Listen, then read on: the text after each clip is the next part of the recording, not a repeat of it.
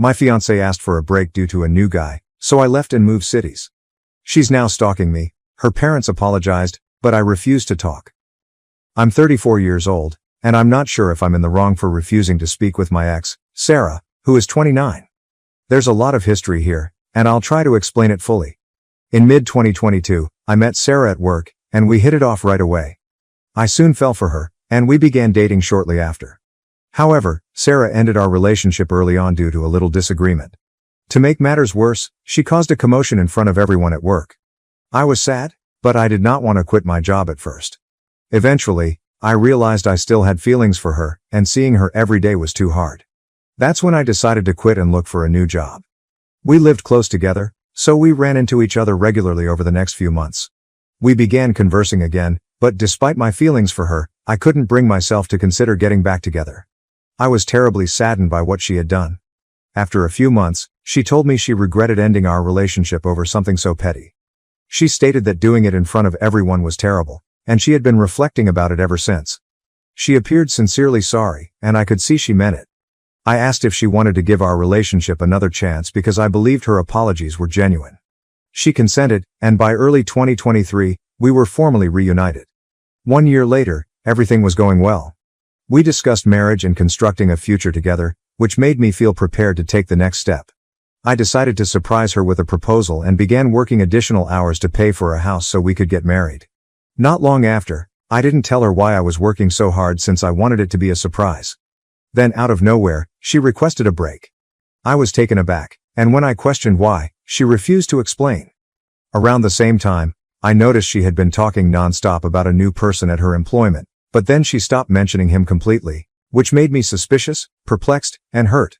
I contacted one of my close friends, Emily, not her real name, who, together with her partner, continued to work at the same company as Sarah. I complained to Emily about what was going on and asked if she knew anything. She replied she didn't because she worked in a different department, but she promised to check around. Emily followed up with me a few days later. She told me Sarah had been feeling distant from me lately, especially since I was working longer hours and not getting out as often. Emily stated that some of Sarah's coworkers had encouraged her to take a break, believing I wasn't treating her well and wasn't as involved in the relationship. On top of that, they were attempting to link her with a new guy at work, claiming they'd be a better match. I told Emily about my plans to propose and purchase a home for Sarah and me. That was why I had been working so much.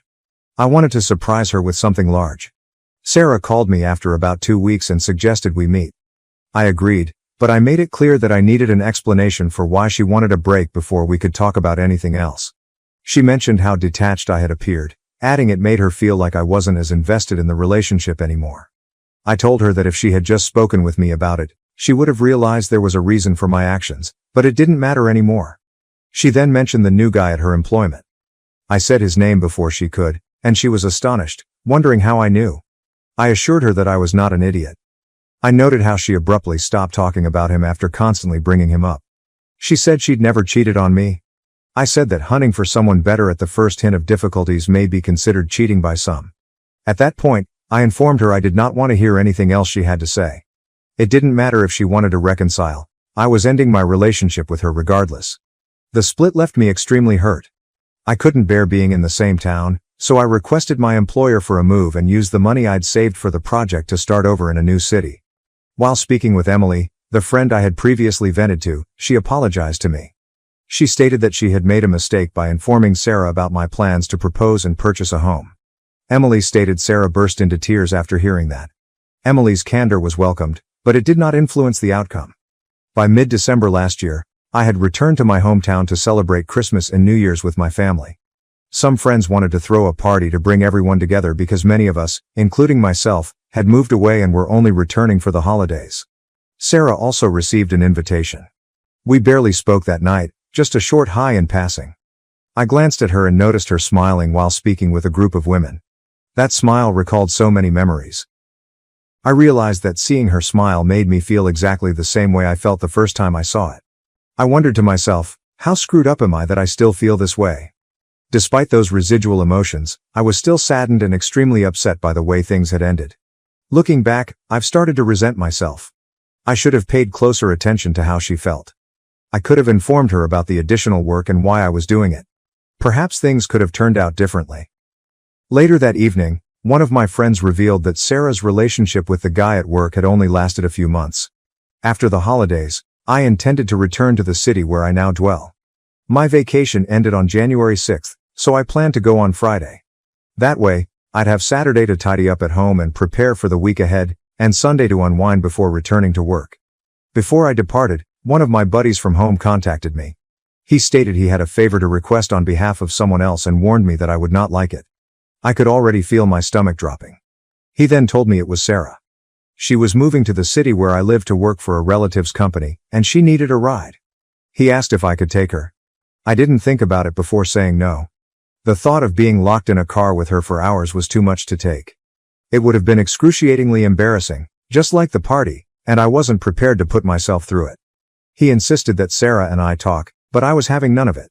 I returned home, and last week I went for a run. When I stopped to relax briefly at a park, I heard a familiar voice say, "Hi." It was Sarah. She attempted to start a conversation by asking how I was and emphasizing that we didn't get to converse during the party. But I cut her off, stating I didn't want to speak with her. She told me not to be like that and that we should have a chat, but I declined. She questioned how I could still dislike her after over a year and everything we'd been through, but I told her it wasn't resentment. I was quite truthful. I explained that thinking about her, talking about her, or even seeing her still hurts a lot, which is why I couldn't talk to her. She stated that this was exactly why we needed to communicate. I didn't understand the point, so I simply walked away. Sarah has tried to approach me twice since then, and both times I have turned her down. Some of my pals believe I'm being overly harsh and should talk to her for closure. Others argue that torturing her for the rest of her life is unacceptable, but that is not the point of this. I have no anger or ill thoughts against her anymore. I admit that I share some of the blame, but it still stings. I can't talk to her because it's like reopening an old wound that has never completely healed. So, Aida, why are you refusing to talk to her? After reading the comments, the original poster thanked everyone for their advice. The OP simply wants to explain things better. OP explained that their friends were not contacting or emailing them, telling them to talk to Sarah. It was simply the perspective of some of them when the matter was raised. Update, February 2nd, 2025. Hello everyone. I wanted to provide an update and appreciate everyone for their thoughts. I read over each comment, and while I didn't react to everyone, it was only because I didn't have anything to say. I'm grateful to everyone who expressed their opinions. It's been quite helpful. After reading everything and thinking about it, I've chosen to adhere to my choice not to speak to Sarah. I neglected to include it in my original post, but I did notify a few people that I blocked her everywhere after we broke up for the second time. Over the last 2 days, it appears that her insistence has backfired. Some of our shared acquaintances, including those who first suggested I talk to her, have become tired of her continuous attempts to reach me. They appear to have turned against her as a result of this. Emily, the friend I was venting to at the time, posted about stalkers on social media 3 days ago. She did not name Sarah, but many people understood what she meant. I've also seen a few comments on my initial post that suggest Sarah was stalking me. Her job in the same city, as well as her serendipitous arrival in the park, support this theory. For what it's worth, I know her uncle owns a company here, so that could be the real reason she moved, but that's not my concern, and I'm not going to investigate it. Things have been quieter. Friends have abandoned the subject, and Sarah hasn't attempted to contact them again. That was until yesterday. I watched the UFC event with some coworkers. When it ended, I was on my way to my car when my phone called. A mutual friend called. She stated she had spoken with Sarah and asked if she could relay a message. I sighed and urged her to get it done quickly. Sarah just stated that she knows why I don't want to talk to her. She vowed she wouldn't contact us again, but she still believes we should communicate. She said the door was open if I ever wanted to discuss. I told my buddy I didn't have a message to return and begged her not to bring Sarah up again in our chats. If what Sarah mentioned is correct, it is a relief, but I am not holding my breath. I wouldn't be surprised if she tried something different. Perhaps she believes that giving me space will compel me to approach her, but it will not. That chapter of my life is currently closed. I simply want to focus on myself. I doubt I will be dating anyone anytime soon. If there's one thing I've learned, it's that I should get to know individuals better before committing to a relationship. I've also been thinking about how loosely I use the term friend. That's another aspect of my life I need to reconsider. Some of the people I've called friends have shown that they don't have my best interests at heart. A couple folks mentioned therapy in the comments, and I'll confess it's something I've thought about. For the time being, I'm allowing myself to heal on my own, but if I don't feel better after a while, I'll look into it further. Thank you to everyone who took the time to remark. Your counsel has been quite helpful in sorting everything out. Update 2. February 16, 2025. Sarah has been missing for several weeks, and no one has mentioned her in discussion. That is a nice thing. Then, last Tuesday, February 11th, I received a direct message from Sarah's mother. She stated she wanted to apologize for her daughter's actions and requested me to call her. I've always had a good relationship with Sarah's parents. They are genuinely lovely individuals. Even during both breakups, they were always respectful and never went too. I didn't want to talk about Sarah anymore, but I also didn't want to avoid her mother. After considering it for a few minutes, I decided to phone her. However, if she tried to get me to communicate with Sarah or anything like, I would gently cease the call. When she responded, she put me on speaker so Sarah's father could join us. I almost expected to hear Sarah's voice, but thankfully, that did not happen. The conversation was actually very good. They began by apologizing for Sarah's recent actions. I quickly informed them there was nothing to apologize for, but they insisted, claiming it was the right thing to do. They also said that they had no idea what was going on until recently. When they found out, they called Sarah and had a lengthy conversation with her. Her father confessed that the chat was more appropriate for an adolescent than an almost 30-year-old woman. Sarah vowed that she would stay away from me and seek therapy. I felt relieved, not just for myself, but also for her. Everything that happened between us was not ideal, but I sincerely wish her the best. I hope she finds happiness. Before we hung up, I thanked her parents and expressed how much I admired and respected them. I can now state with certainty that this is over. Sarah would never violate her parents' confidence. Thank you everybody for your advice, it meant a lot. My half-sister destroyed my marriage, stole the life I once had, and now she wants me to officiate her wedding, but I had a plan for revenge. My husband Jerry, 52 male, and I, 48 female, had been together for about 12 years and married for 10. We were so joyful at the beginning, you know? Every moment we spent together was a source of delight, filled our days with laughter, dreams, and the little things that made us love each other even more. We were a team, tackling life together. Our smiles were contagious, and everything seemed a little better when we were together. We soaked up the love we had, from cozy Sundays to odd date nights that just made everything feel great. Life was simple and we enjoyed every moment of it. But suddenly, things began to shift. Date nights became stressful, and the casual laughter was no longer as loud as it always was. I started noticing that he was spending more and more time on his phone than with me. Date nights were no longer lighthearted. There was a palpable strain in the air. Our happiness had begun to fade, and I couldn't escape the feeling that our relationship was slipping away from me. The intimacy we previously shared was fading, replaced by a growing distance that seemed difficult to repair. I began to suspect Jerry might be having an affair. Late-night phone calls and odd messages became too common for me to dismiss. I questioned his behavior changes, as well as the fact that he felt distant even when we were only inches apart. But Jerry ignored it, claiming that I was reading too much into his conduct and that he was simply preoccupied at work. In my gut, I knew it wasn't just paranoia.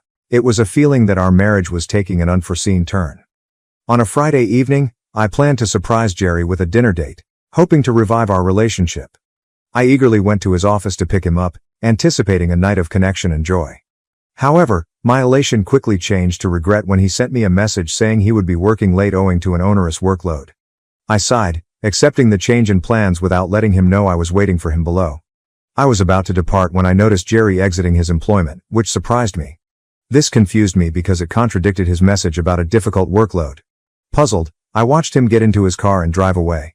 I decided to follow him instinctively, with curiosity in my heart. Little did I know that what I was about to witness would rock me to my core. I followed him as he pulled into a pub. I wasn't sure what he was doing there. Why did he lie to me about this? As I quietly studied him at the bar, my greatest suspicions were clear.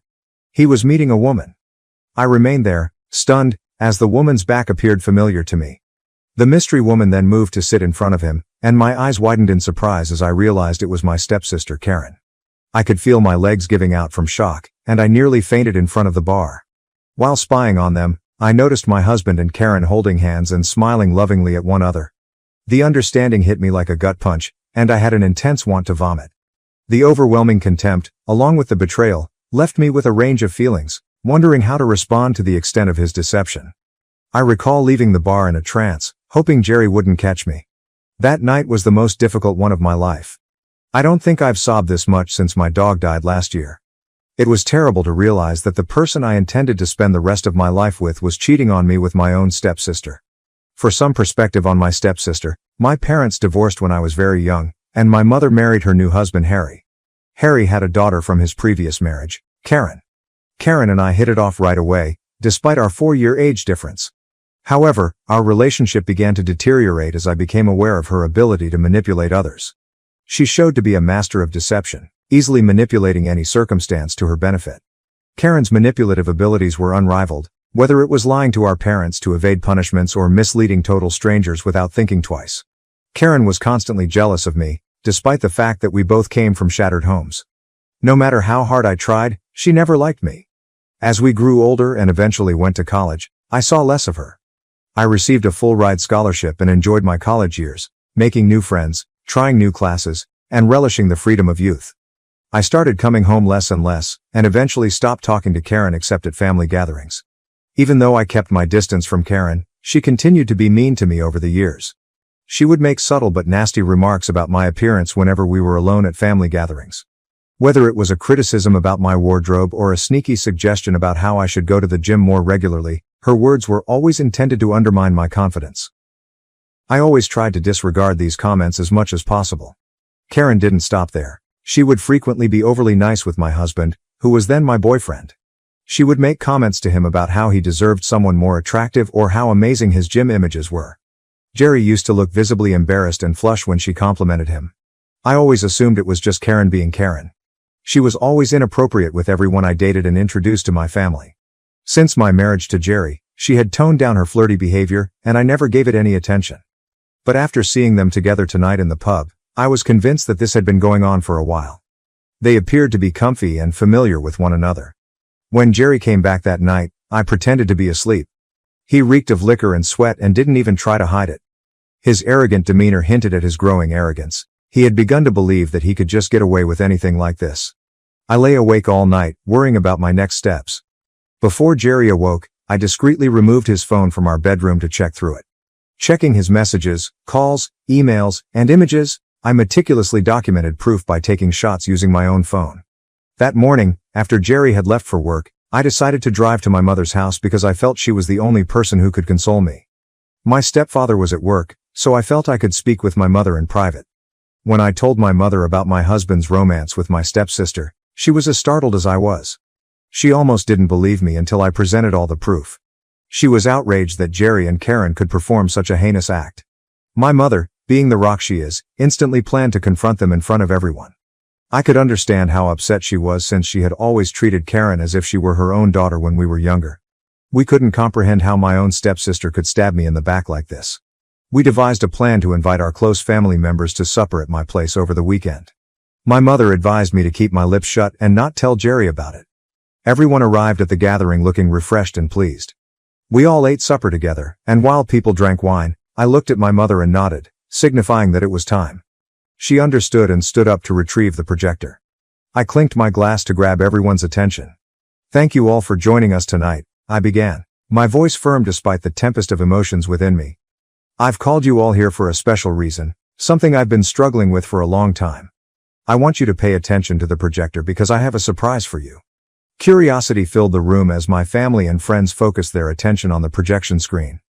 My mother had set up the gadget, and I took a deep breath, preparing to reveal the awful truth. I connected it to my phone and started scrolling through the photographs and messages I'd saved from my husband's phone. The room fell silent as everyone focused on the television. The first image appeared, showing Jerry and Karen in an intimate stance. Gasps and murmurs echoed around the room. Everyone glanced at it, bewildered. "This is not easy for me, but I felt you all needed to know the truth," I said, my voice steady. "These pictures and messages are evidence of an affair between my husband, Jerry, and my stepsister Karen." The room erupted with amazement, indignation, and shock. As they witnessed the evidence, their eyes widened and their jaws dropped. My mother's expression was a mix of rage and sorrow, and I could feel the tension rising. She stood beside me, holding my hand, silently reassuring me that she had my back. I continued scrolling through the devastating letters, revealing the extent of the betrayal. As I divulged more, everyone's shock morphed into palpable fury. I turned to face Jerry and Karen, who were sitting in startled silence. Jerry's face flushed with guilt, while Karen, formerly manipulative and shrewd, appeared little and vulnerable. The room appeared to vibrate with the combined wrath of those present. My mother stepped forward, her voice stern and full of disappointment. "How could you do this to our family? To your spouse? Your sister?" she demanded, her gaze fixed on Jerry and Karen. My stepfather looked directly at Karen and asked whether what I had revealed was accurate. Karen fell into tears, unwilling to confront him. The weight of his remarks appeared to crush her. Other family members expressed their own disbelief and fury. Some people exchanged looks and shook their heads, while others murmured harsh remarks to one another. Jerry and Karen sat there, unable to justify their actions in the face of incriminating evidence and furious emotions. The room pulsated with the weight of the truth, and my heart, though heavy, felt strangely relieved. The secret was out, and the lie was exposed for all to see. I spoke up again, addressing the audience. "I didn't come to you all here simply to expose them. I also wanted to let you know that I'm divorcing Jerry. If Karen wants my husband, she may have him. I appreciate everyone's compassion and support during this tough time." As the shock evolved to solidarity, the entire room rallied in my favor. Friends and family sent words of consolation and condemnation to Jerry and Karen. Jerry's face turned scarlet, and he walked away humiliated. Karen followed him, evidently looking for an excuse to get out of the situation. My mother held me, and I started crying. I had kept this agony hidden inside me all along, and suddenly it was coming out. In the months after this tragedy, I found myself emotionally exhausted, unable to muster the strength to get out of bed. The weight of the betrayal, along with the tiredness of innumerable tears, had left me feeling like a hollow shell of myself. Sleep had become both a haven and an escape from my harsh life. I kicked Jerry out of our house while we worked through our divorce. It was a long and difficult path, but I knew I wanted to get divorced from him as soon as possible. 2 days ago, following months of legal proceedings, the court granted us our wish. We were formally separated. I was overjoyed and spent the day with my mother, shopping and eating ice cream. For the first time in years, I felt liberated and free. That evening, when we were seated and watching a movie at my mother's house, my stepfather entered the room, looking upset. My mother asked him what was wrong, but he looked at me with worry. I sat up straight and asked him what had occurred. He asked if I had seen Karen's recent Facebook post. I shook my head and promptly unlocked my phone, looking for her profile. With bated breath, I went on her profile to see her most recent picture with Jerry. They were smiling and looked at each other with love. She captioned it, "So happy to be engaged." As I read the caption, my breath came to a stop. Then I realized, she was wearing a ring. I was very stunned to say the least. My mother, who was staring at me curiously, seized the phone from my grasp and cried out in surprise, understanding that Karen was truly marrying Jerry. I can't recall what transpired the rest of the night. Overwhelmed by shock and amazement, I sunk back into the couch, my mind whirling with a barrage of emotions. The room seemed to press in on me as I wrestled with the truth of the situation. My mother, who was similarly astonished, attempted to console me, but words failed us both. As if things weren't awful enough, my stepfather received a call from Karen. She was presumably calling to tell him about the news. I asked him to put her on speaker so I could hear what she had to say. My stepfather nodded and took up the phone. He calmly listened as Karen raved about her engagement and how excited she was to marry Jerry. I listened to her words, devastated and absolutely empty inside. My stepdad then furiously interrupted her. "Karen, what you did today is not only disrespectful and hurtful to your stepsister, but it will have far-reaching consequences for the entire family." Karen answered, apparently upset by his reaction. "I don't understand, Dad. Jerry and I are in love and we're getting married. What's wrong with celebrating that?" My stepdad chided me. "What's wrong, Karen, is the way you've gone about it. You had an affair and you think that's okay? Your actions have caused immense pain to someone you should consider family. Instead of being respectful and understanding, you are now flaunting your engagement in front of her and the rest of us without a thought for the consequences." Hearing his remarks, I burst into tears while my mother consoled me. I suppose this is when Karen learned my stepfather wasn't alone. She asked if I was in the room, and he confirmed. Karen then began pleading with me for a conversation. My stepfather glanced at me curiously, so I took the phone from him.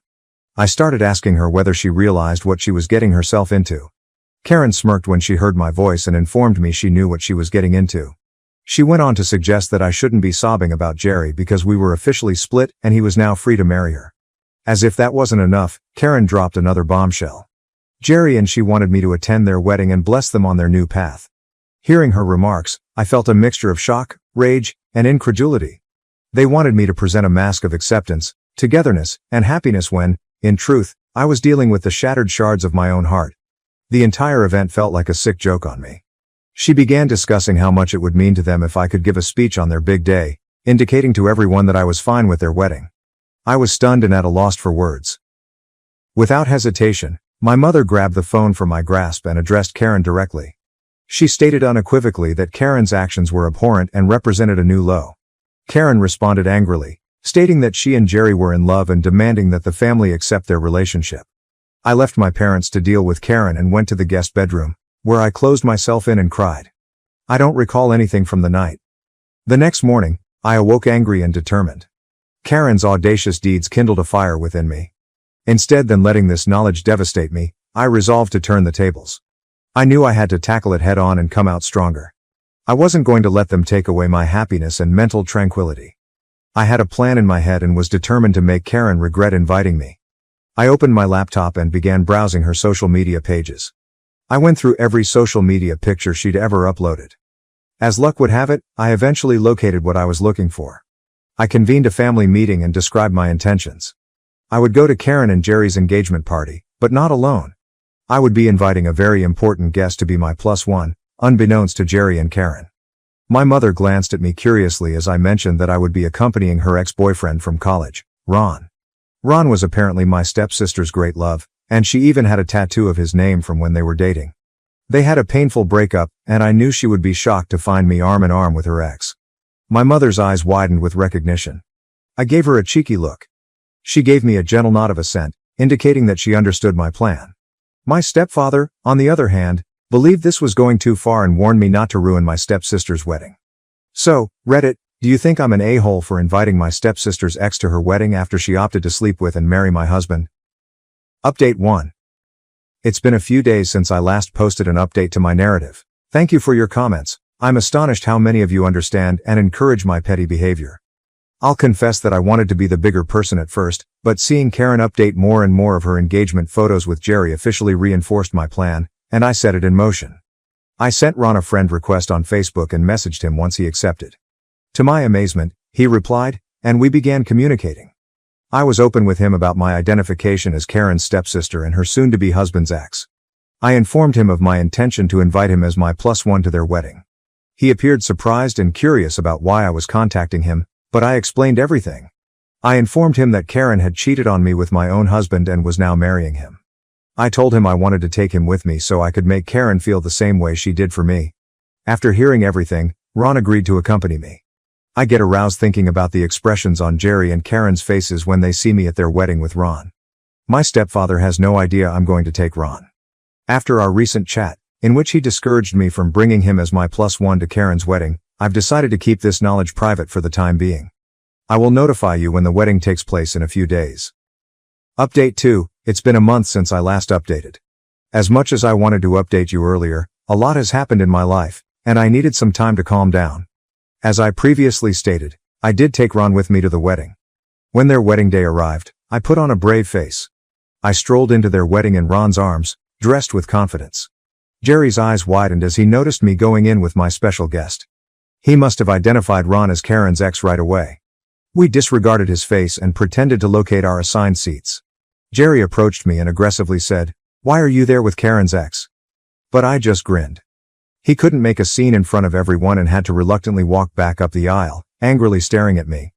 When it was time for the bride to enter, everyone stood up from their chairs. Karen, dressed in her wedding gown, entered with my stepfather.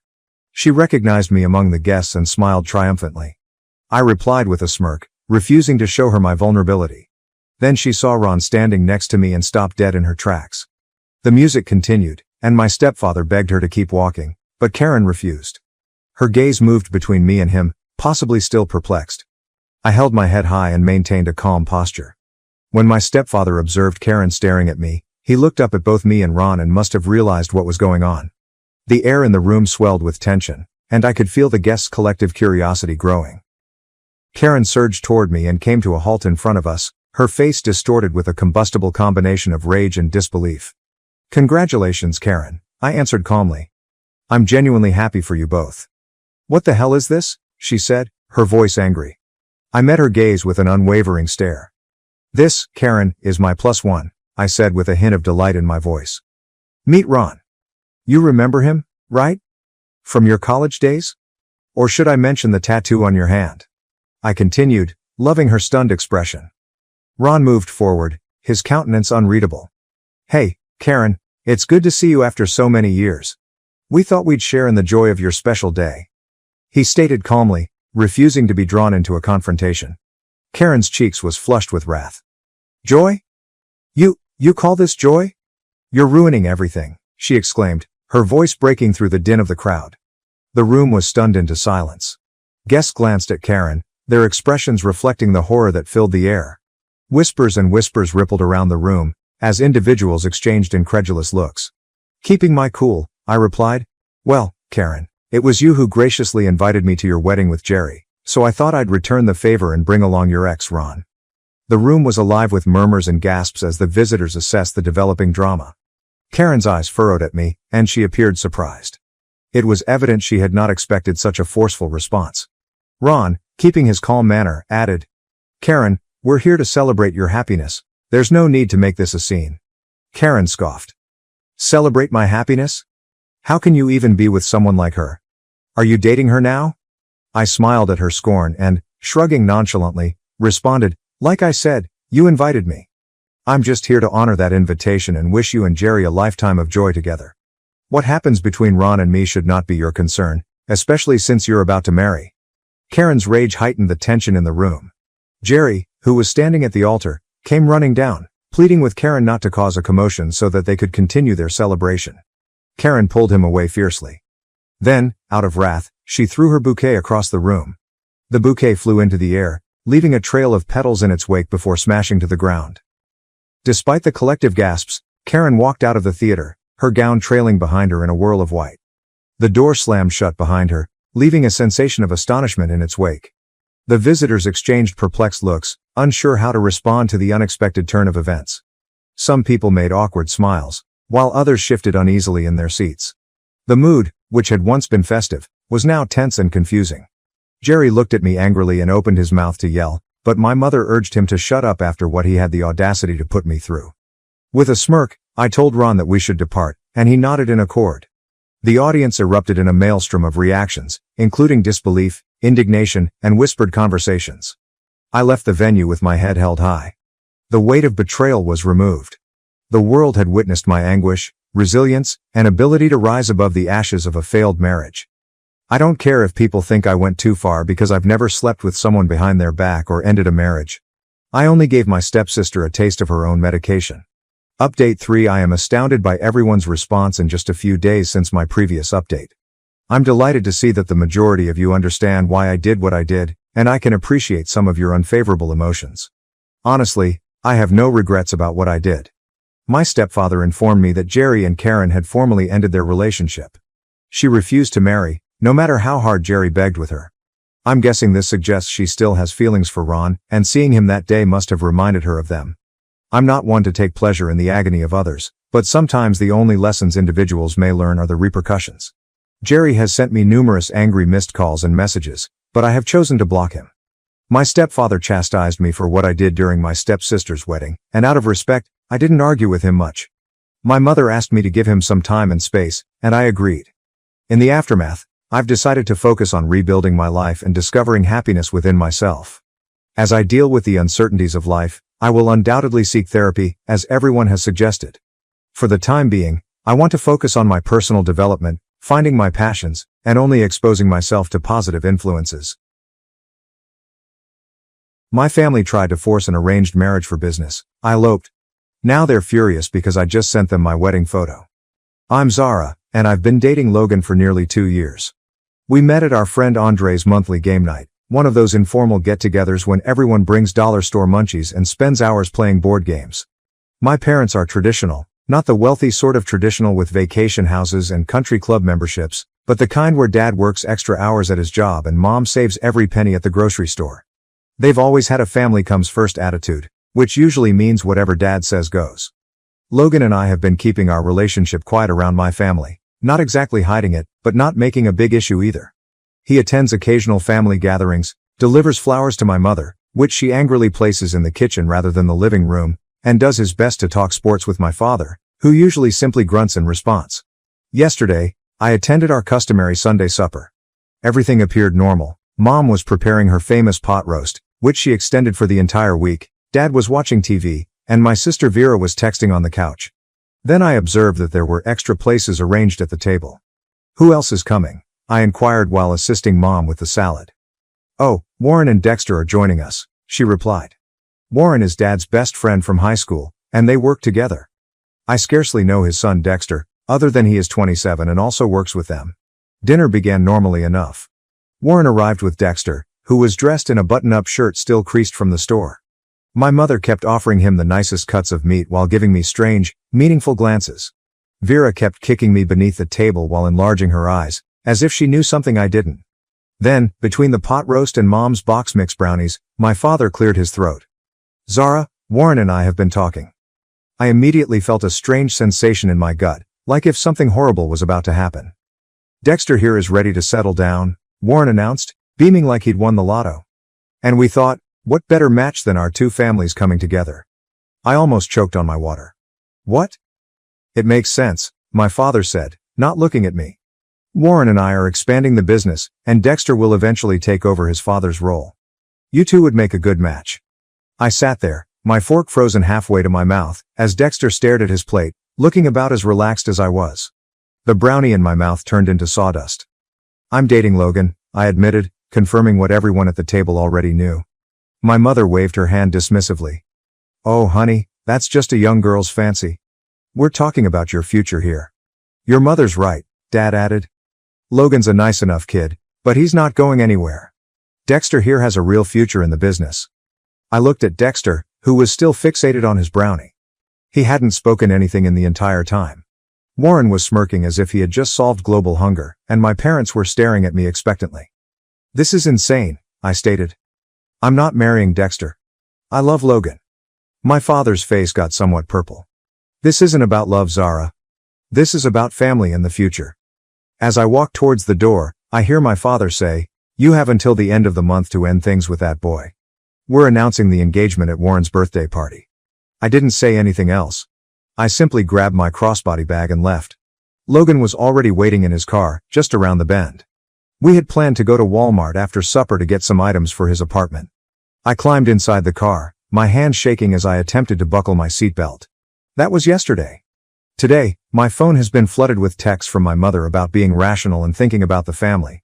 Vera sent me a series of WTF texts, followed by cautions that Dad is serious about this. Even my cousin, Ophelia, called to see whether it was true. Logan and I remained up late last night in his tiny studio apartment, discussing what to do. We had actually planned to move in together when his lease expires next month. Nothing extravagant, just a little two-bedroom in the same building as his friend Andre. We've been saving money and keeping it quiet. Now I'm wondering if we should speed up those plans. I've silenced most of my family on my phone, but I can see the message count increasing. The only person I've responded to is Vera, who has promised not to tell anyone that I'm staying at Logan's tonight. I'm not sure what to do next. I adore my family, but this is insane, right? For example, the year is 2024, not 1825. Who even performs planned marriages anymore, especially for something as mundane as a business deal? I need advice. Logan is supportive, but says it's up to me. I just know one thing for certain: I will not marry Dexter, no matter what my father believes marriage will bring me. First update. First and foremost, I'd like to express my gratitude for the amazing response to my previous post. It's been 2 weeks since that bizarre Sunday dinner, and I'm writing this at 1 a.m., on Logan's couch, stress-eating dollar store cookies and trying to figure out how everything went so swiftly. Our water heater recently broke, and the landlord isn't responding to texts, so now seems like a good opportunity to update you all while I wait for the kettle to heat water for a sink shower. The day after my last post, I waited until my folks were at work before going home to fetch some necessities. I assumed I'd be in and out, but Vera was home ill from her community college studies. Between stuffing clothes into my duffel bag, she told me what I'd missed. It turns out that the entire thing is far trickier than I had anticipated. The truth emerged in parts.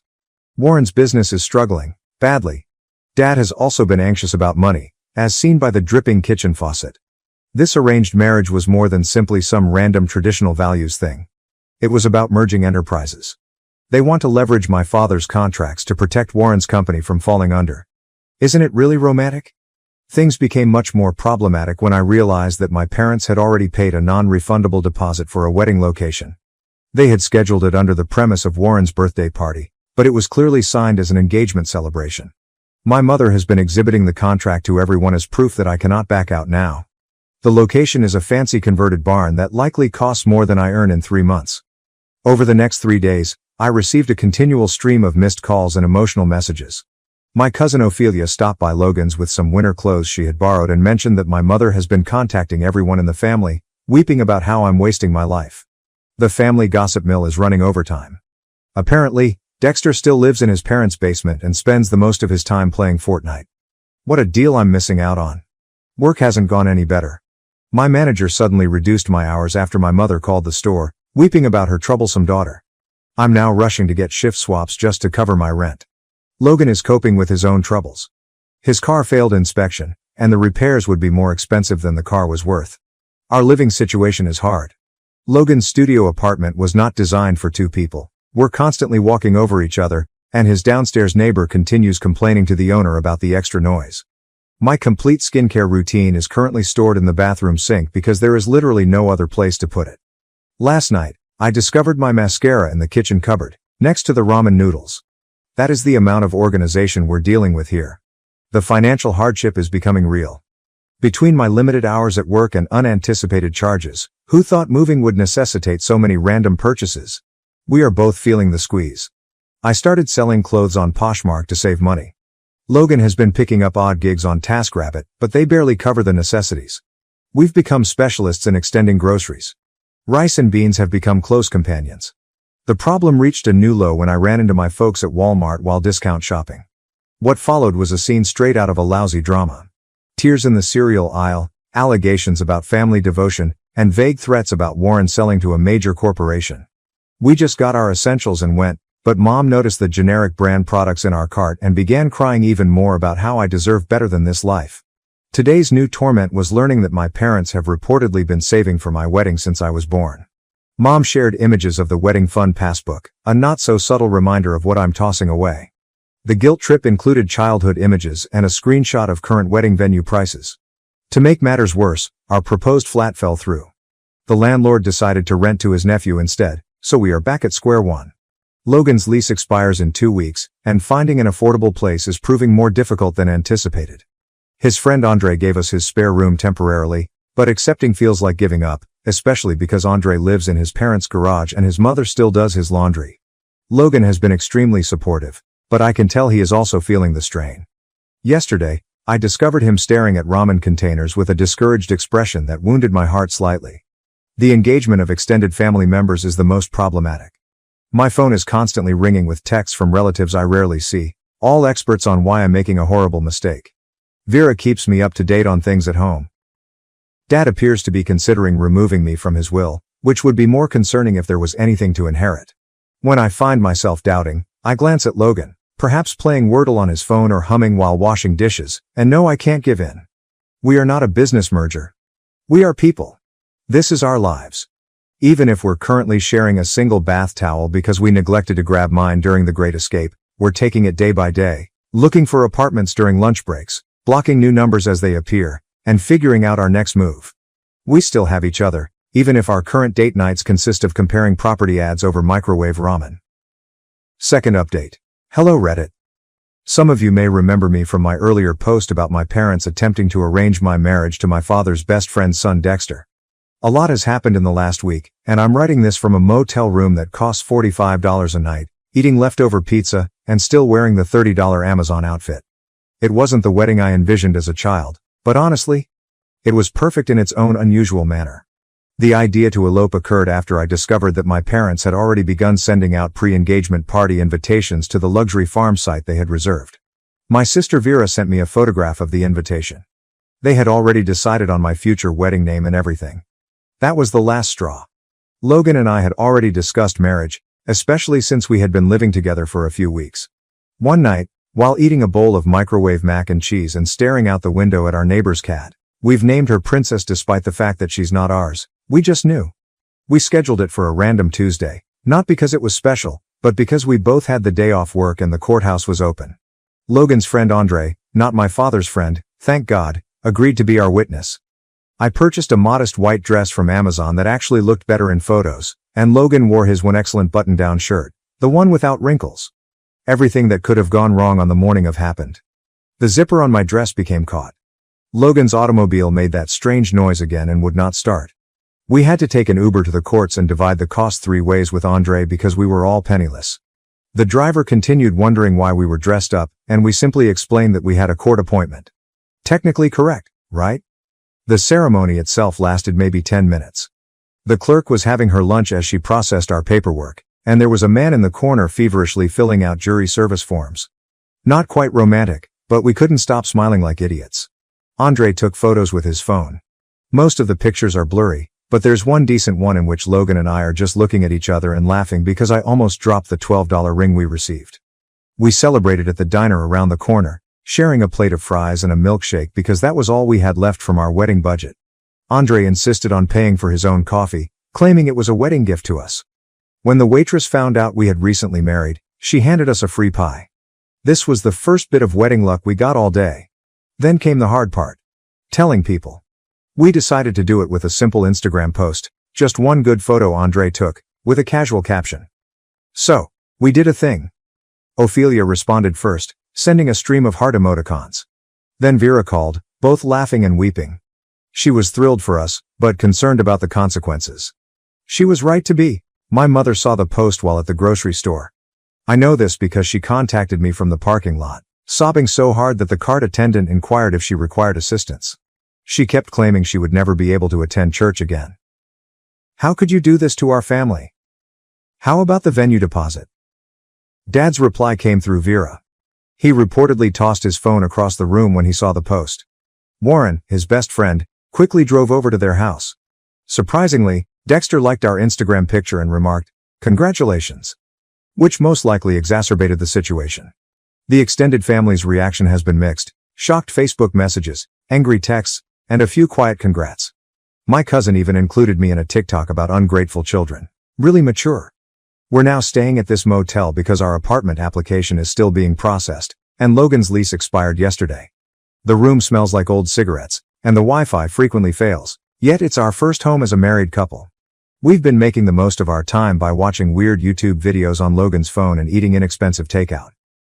Then the wedding venue called. It turns out that my parents attempted to cancel my engagement party but still lost the money. They're supposedly telling everyone that I forced them to book it, which is an interesting take of events. Money is still scarce. We're both working extra shifts when we can, and I'm selling more items on Poshmark. The apartment we applied for is not fancy. It's a ground floor, 1 bedroom with an unusual layout and no dishwasher, but it would be ours. The leasing agency stated they will notify us by Friday. Vera has been our primary source of news from home. Mom seemed to have already redecorated my previous room, taking down all of my photos and everything. Dad is informing everyone at work that I am going through a phase. Warren's wife is constantly trying to set up a family gathering to fix things. The most unusual reaction came from Dexter himself. He sent me a DM claiming he's relieved because he can finally tell his father about his girlfriend. They've been dating for almost a year, and she's not only a streamer, but also a single mother. Warren would certainly not approve.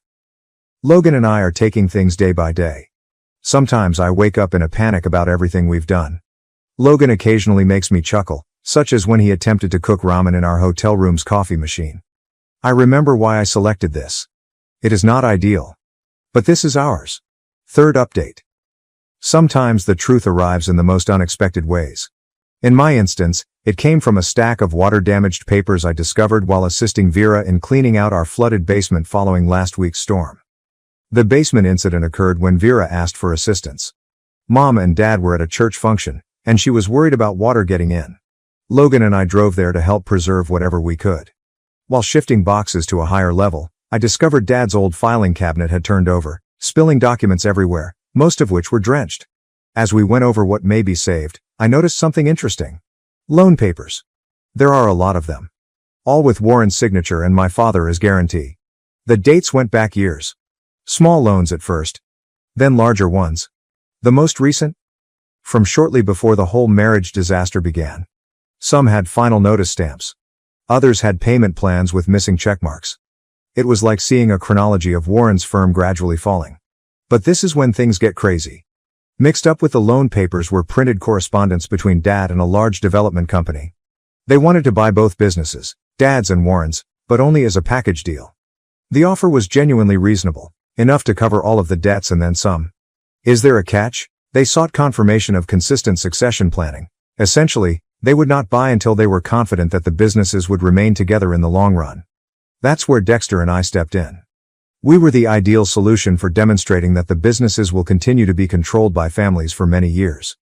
While we were still digesting this, Vera discovered other papers. Warren had been disguising how horrible things were from everyone, including his own wife. He had mortgaged their home twice without informing her. My father had co-signed everything, probably hoping Warren would turn things around soon.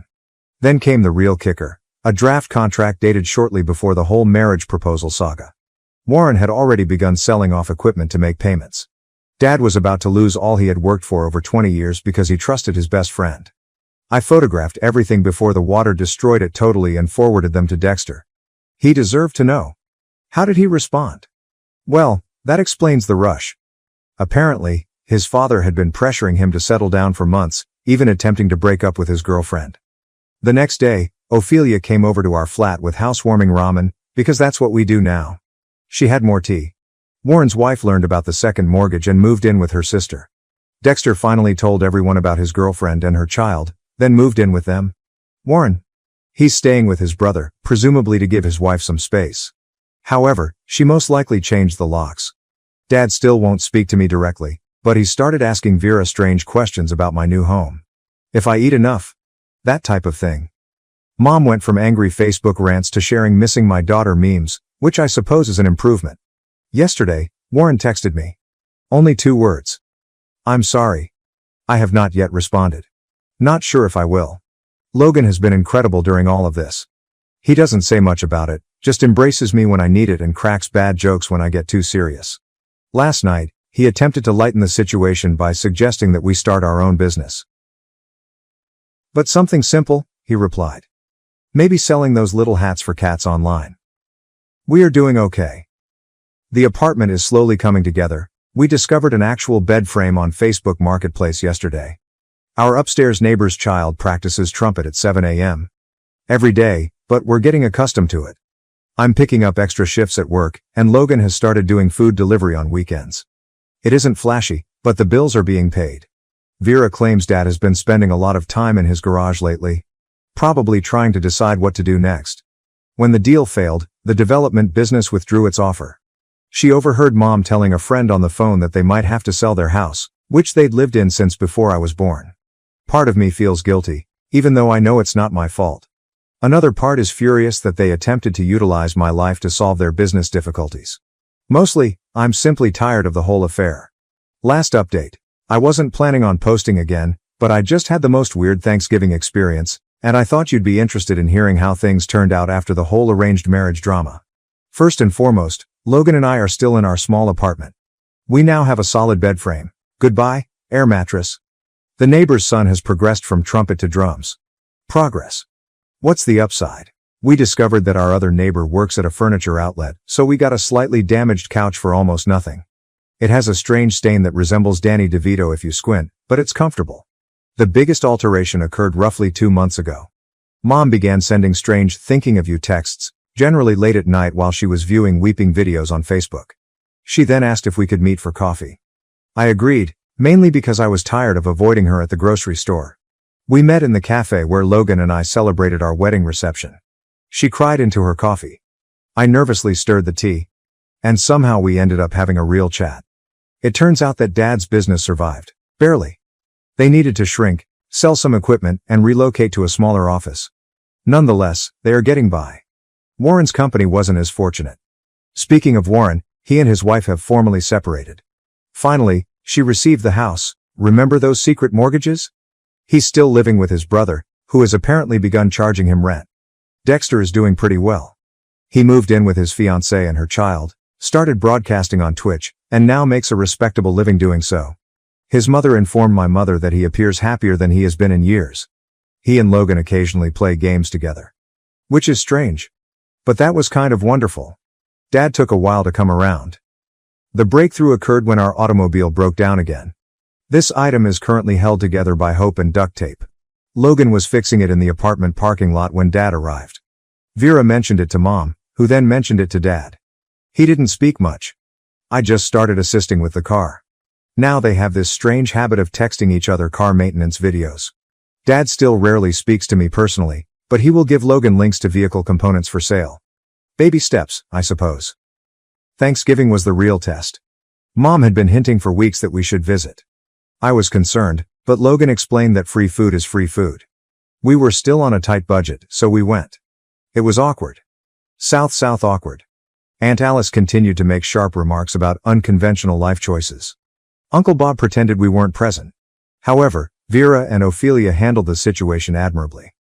Mom actually hung our wedding photo on the mantel, right next to that terrible school picture of me from 7th grade with the braces and butterfly clips. What about the surprise guest? Warren's ex-wife. Apparently, she and Mom are still friends. She brought this delicious sweet potato casserole and spent the majority of supper telling everyone about her journey of self-discovery and new pastime. Dad seemed to want to dissolve into his mashed potatoes. What's the true highlight?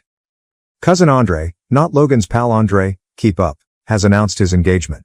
Everyone quickly began arranging this massive wedding, discussing venues, flowers, and other details. Mom caught my eye across the table and winked. Progress. Our flat is still small, but we have made it home. The ring finally stained my finger green, but I actually enjoyed it. It fits our aesthetic. Logan's car is still making that noise, but we are saving money for a new one. Slowly. Very slow. Work is work. Nothing spectacular, but we are both getting by. Logan began taking online computer science courses. I'm thinking about it too. But for now, I'm just trying to pick up more shifts wherever I can. Vera comes over frequently, typically with food from Mom. I believe she occasionally acts as Mom's spy, reporting back on whether our apartment is clean or if we are eating vegetables. But she also spreads rumors about Warren and Dexter. Apparently, Dexter's girlfriend's child now addresses him as Papa. Life is not perfect, but we are getting there. My fiancée cheated and said I'd never find someone like her. A year later, I'm dating a model who had a crush on me since high school. So, when going around Reddit the other day, I came across this post about a guy whose girlfriend was cheating on him and didn't care. She was absolutely honest about it, as if it were no big deal. It was insane, and it made me think about my ex-girlfriend. I haven't told many people about this incident, mostly because it's long and, well, it was unpleasant at the time. But after reading that post, I thought, what the heck, I might as well give it a chance. Keep in mind that this occurred approximately 2 years ago. I met my ex, let's call her Chloe, through a dating app. It wasn't one of those applications seeking a quick hookup. It was one of the more serious ones, with people reportedly hoping for a relationship. Anyway, at the time, I was 33 and she was 30. We matched, chatted, and there was an instant connection. It's difficult to explain, but we just understood each other. We shared the same sense of humor, interests, and could talk for hours without becoming bored. It was very refreshing. After a few weeks of online and phone conversations, I eventually invited her out on an actual date. I was a little nervous, to be honest, because she was so lovely. I mean breathtakingly stunning. I am not suggesting I am a troll or anything. I think I'm a decent-looking guy, but she was clearly in a different league. I remember thinking at the time that I probably wouldn't be looking for anything serious with her because, you know, girls like that usually have a lot of options. I did not want to have my heart broken. Being with someone who is overly attractive is a strange problem, I know, but it can provide its own set of challenges. Anyway, she agreed to the date, and we had a great time. It just validated everything I felt during our internet conversations. We started seeing each other more frequently after that, and it became formal very quickly. One thing that was continually on my mind was how much attention she received from other men. She would tell me about it occasionally, even when we were together. A guy would shamelessly hit on her in front of me, or she'd receive messages from guys via social media. At first, I wasn't concerned by it. I trusted her. I got the impression that she wasn't interested in anyone else and was truly interested in me. Stupid, I know, but that's how I felt at the moment. I was simply enjoying being with her, and I didn't want to be the jealous, insecure lover. Things were going great, really great, except for one tiny item that kept lingering in my mind. We were having one of those crazy late-night chats where you speak about random things, and the subject of hall passes came up. If you're not familiar with the term, it refers to a hypothetical situation in which you and your partner each got to choose one celebrity with whom you would be allowed to sleep, no questions asked. It's meant to be a jest, a bit of fun, but it can occasionally expose some underlying sentiments. Anyway, she brought it up, which struck me as weird. Usually, I'm the one who initiates such silly chats. She said her hall pass was Justin Timberlake, which is fair enough. He's a nice-looking guy. But then she said something that really resonated with me. She added, "I don't think there are many celebrities who would say no to me," with a slight smirk, as if she was entirely serious. Now, I knew she was beautiful, I had always known that, but hearing her say it in that way simply rubbed me wrong. She seemed to be accepting that she could have pretty much any guy she wanted, which made me uneasy. It seemed out of character for her too. Despite her outward appearance, she had always been quite approachable. It just felt arrogant. It made me feel uneasy. I said nothing at the moment. I just laughed it off and we went on to the next issue. But the comment persisted in the back of my mind. I kept thinking about it throughout the next few days. The feeling vanished, and things returned to normal, but I never forgot about it. The shift in her behavior, things were going really well for a while after the hall pass chat, but then I noticed a shift in her behavior. It was faint at first, but as time passed, it grew increasingly clear. She began arriving home later than usual. Normally, she'd arrive home from work about 6 p.m., but she began arriving at 7 p.m., maybe 7:30, or even later. And what were the arguments she gave? They were basically lame excuses. She'd say things like, "Oh, I just lost track of time," or "I ran into a friend and we chatted for a bit."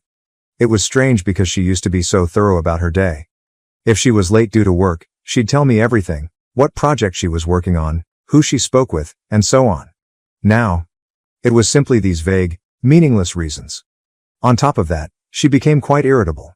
If I inquired why she was late, she would snap at me. She'd become defensive, claiming I was being overly controlling or that I didn't trust her. I didn't want to fight, so I usually backed away. I am not a confrontational person, especially when someone is already in a foul attitude. However, the late nights persisted, as did the nebulous reasons. My suspicion began to deepen. It was like a small voice in the back of my head saying, "Something's not right here." I tried to ignore it, but it became increasingly difficult. Confrontations and denials. Finally, I asked her if there was anything wrong. I said, "Is everything okay? You seem different lately?" She denied it, of course. She responded, "No, everything's fine. I'm just stressed with work." The usual. I wanted to believe her. I actually did. A few days passed, and the same things happened. I couldn't keep it in anymore. I informed her again that her behavior was unusual and that I was concerned. This time, she appeared to understand what I was saying. In reality, she apologized, claiming that it was all due to stress and exhaustion and insisting that it was nothing personal. I got what she was saying, but I couldn't get myself to believe it. The fake explanations after that chat, things appeared to improve, at least on the surface. She was more receptive and conversational. When she got home late, she'd tell me stories about what she'd been doing. But they simply felt hollow. There was something about the way she told them, the lack of information, the avoidance of eye contact, that didn't feel right. I remember one particular night. She arrived home late and told me a story about running into an old coworker and having drinks with him. And I knew she was lying. It was like a light bulb went out in my head. I can't describe it, but I received the overpowering impression that she was hiding something really important. And that's when the thought occurred to me. She was having an affair. It wasn't just a minor issue or misunderstanding. This was a full-blown affair. I knew I couldn't simply let it go. I couldn't pretend everything was fine. I needed to discover the truth, one way or another. Her conduct had shifted dramatically from the woman I first met. It was impossible to ignore. This was not the person I had fell for before. Something was clearly wrong, and I was determined to find out what it was. The plan. Okay, I'm sitting there, convinced that my girlfriend is cheating on me. My initial thought was, I need to check her phone. I mean, that's where all the proof should be, right? Text messages, emails, social media, everything. But I quickly knew it wouldn't work. First and foremost, she was always on her phone, making it very impossible to take it away long enough to conduct a thorough search. Even if I did comprehend it, I'm not exactly a tech expert. I wouldn't know where or what to look for, and she'd probably removed anything damning anyhow. Plus, I needed proof. I didn't want to locate a questionable text message and then confront her with it. I wanted to catch her in the act, to know without a doubt. So I decided to take a different way. Hire a private investigator.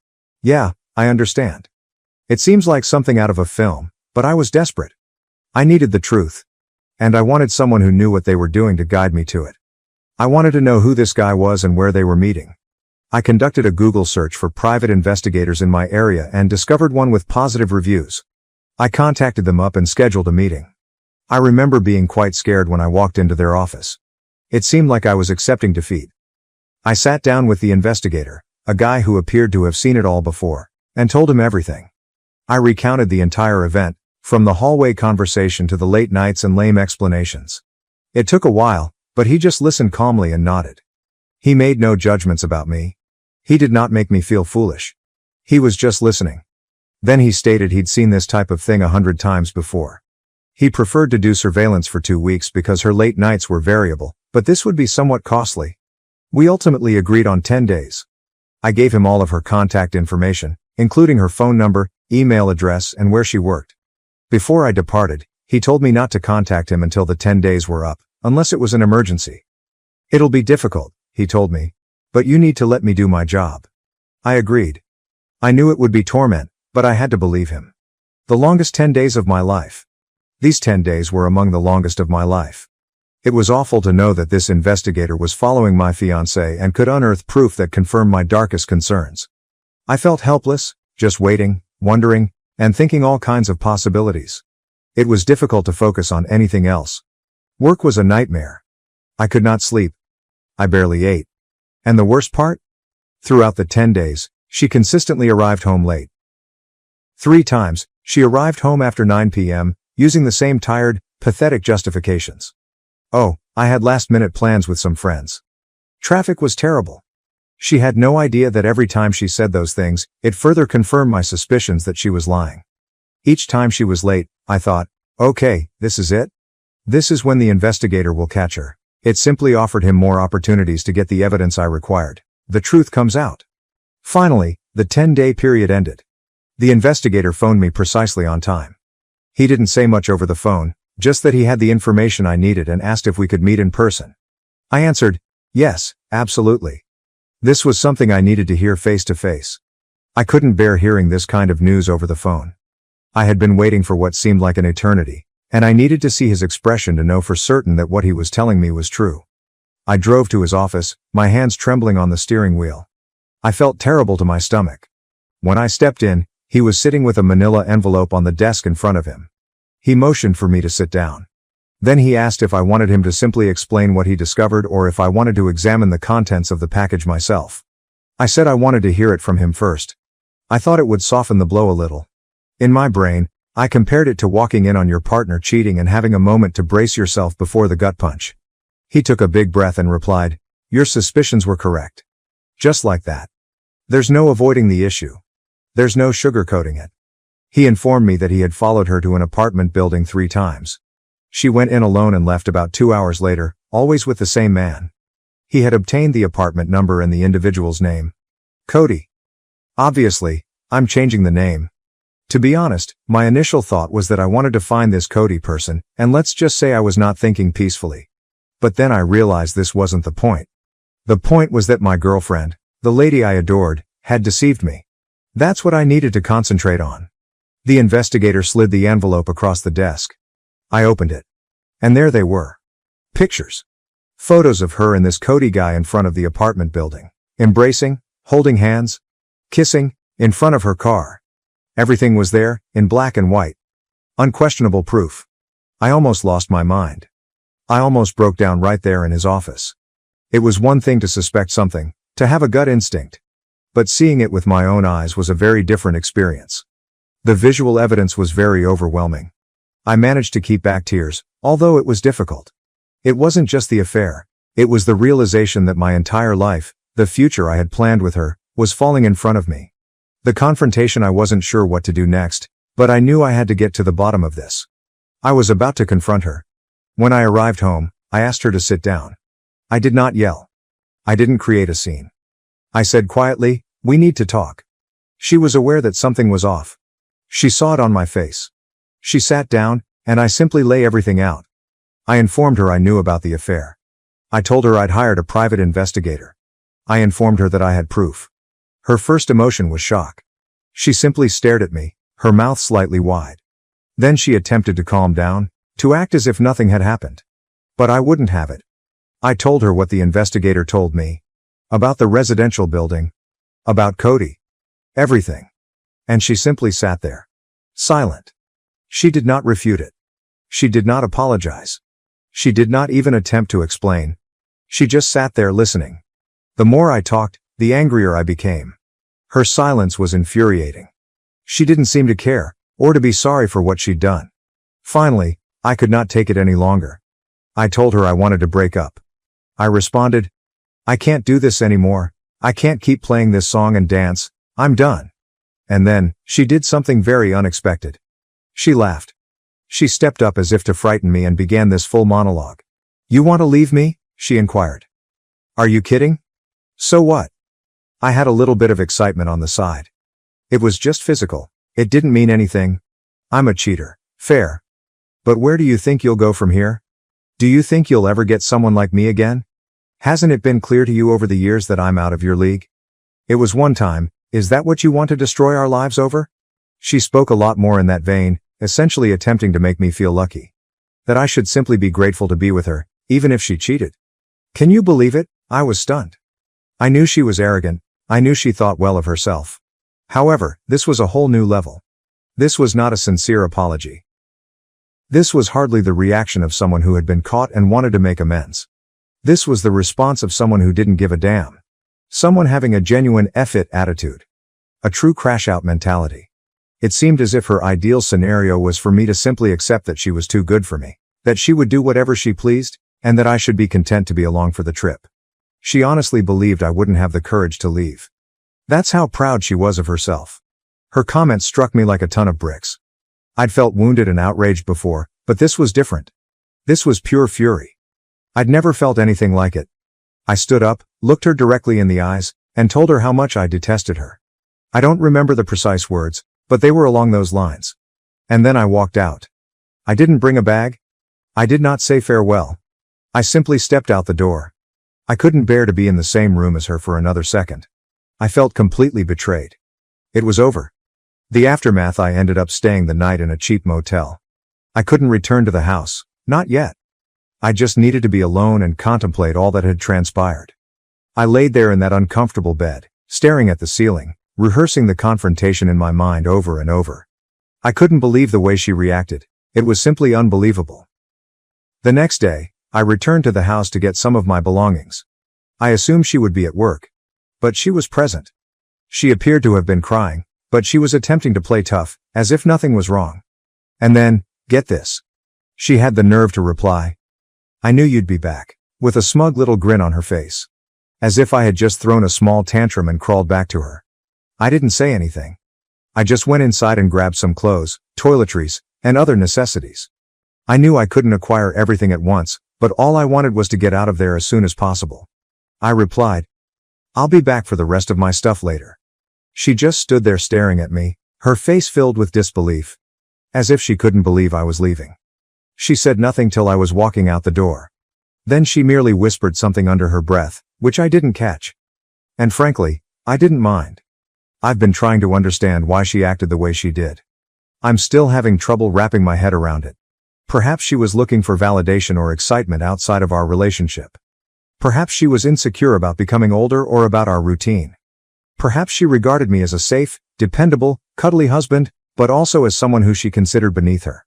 And perhaps because she had always felt that way, she did not consider the infidelity to be a huge problem. She'd already rationalized it in her mind. Of course, all of this is just me guessing, attempting to make sense of something that does not make sense. The aftermath. After I departed, she began contacting me. The first few messages were mocking and caustic, as if she thought the whole thing was a joke and that I would just run back to her. She definitely believed I was lying. That I would not go through with leaving, but, a few days later, I returned to the house with a friend to retrieve the remainder of my possessions. And she was shocked. She could not believe I was being serious. I believe it was the moment she realized it was truly over. One of her final texts to me read, "I hope you know you'll never find anyone like me again." Seriously? I blocked her after that. I couldn't take it anymore. It was simply too much. Moving on. Okay, let's skip ahead a bit. The whole breakup with Chloe was a shambles, and it took me a bit to get my bearings. But life continues, right?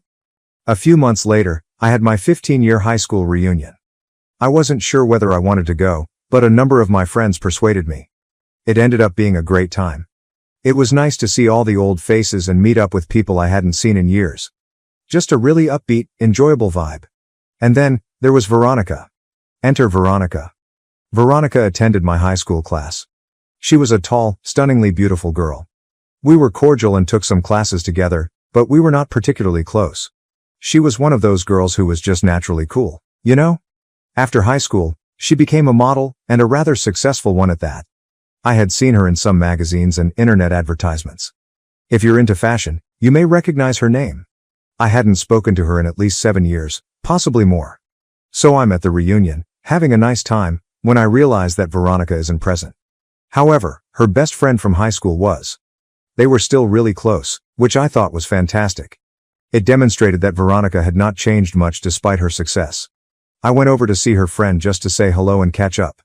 We were talking, and she kept a wide smile on her face the entire time. When I named Veronica, her smile grew even wider. She made a face and continued. I know she's going to kill me for telling you this, but, you know she's always had a crush on you? I just chuckled. I mean, come on. Veronica, a successful model, have a crush on me? It appeared utterly ludicrous. Even in high school, we didn't run in the same circles. We were friendly, but not more.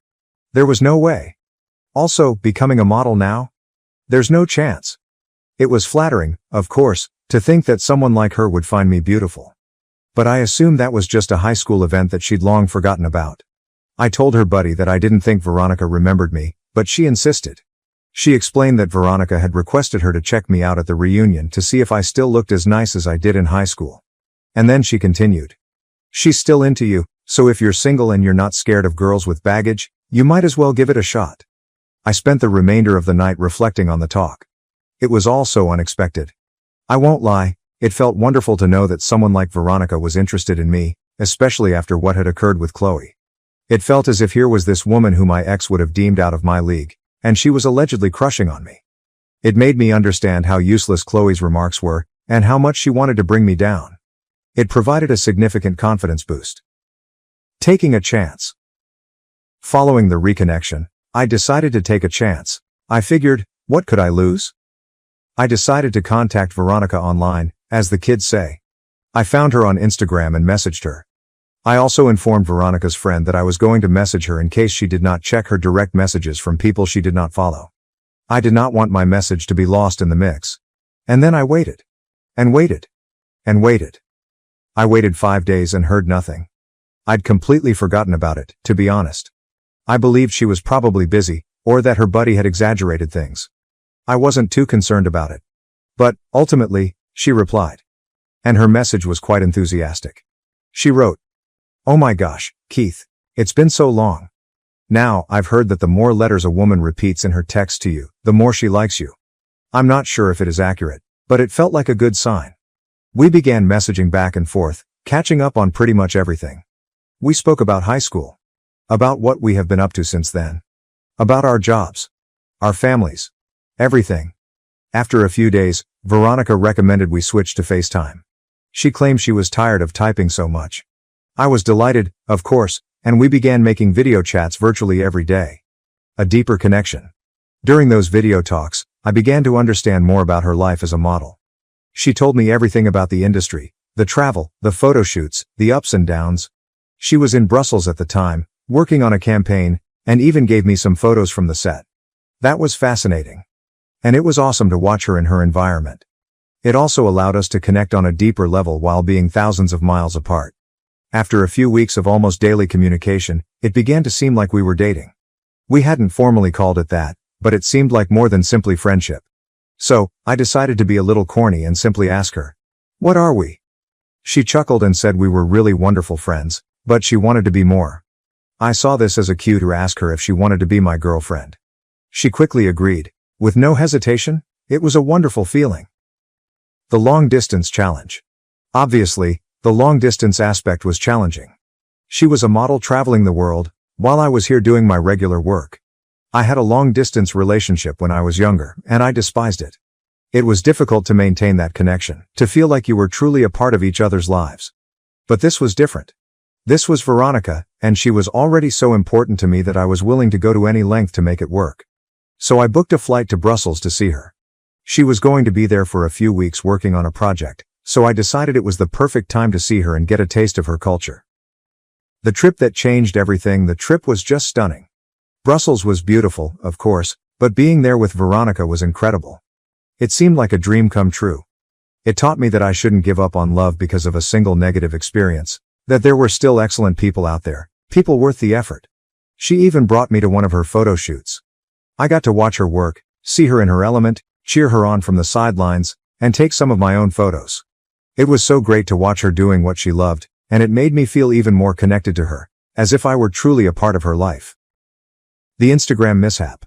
So I was in Brussels, having the time of my life with Veronica. I took a lot of photos during the photo shoot and decided to share a few of them on Instagram. I didn't upload them to my main feed, though. Instead, I shared them on my close friend's story, expecting just a limited group of individuals to view them. Here's the thing.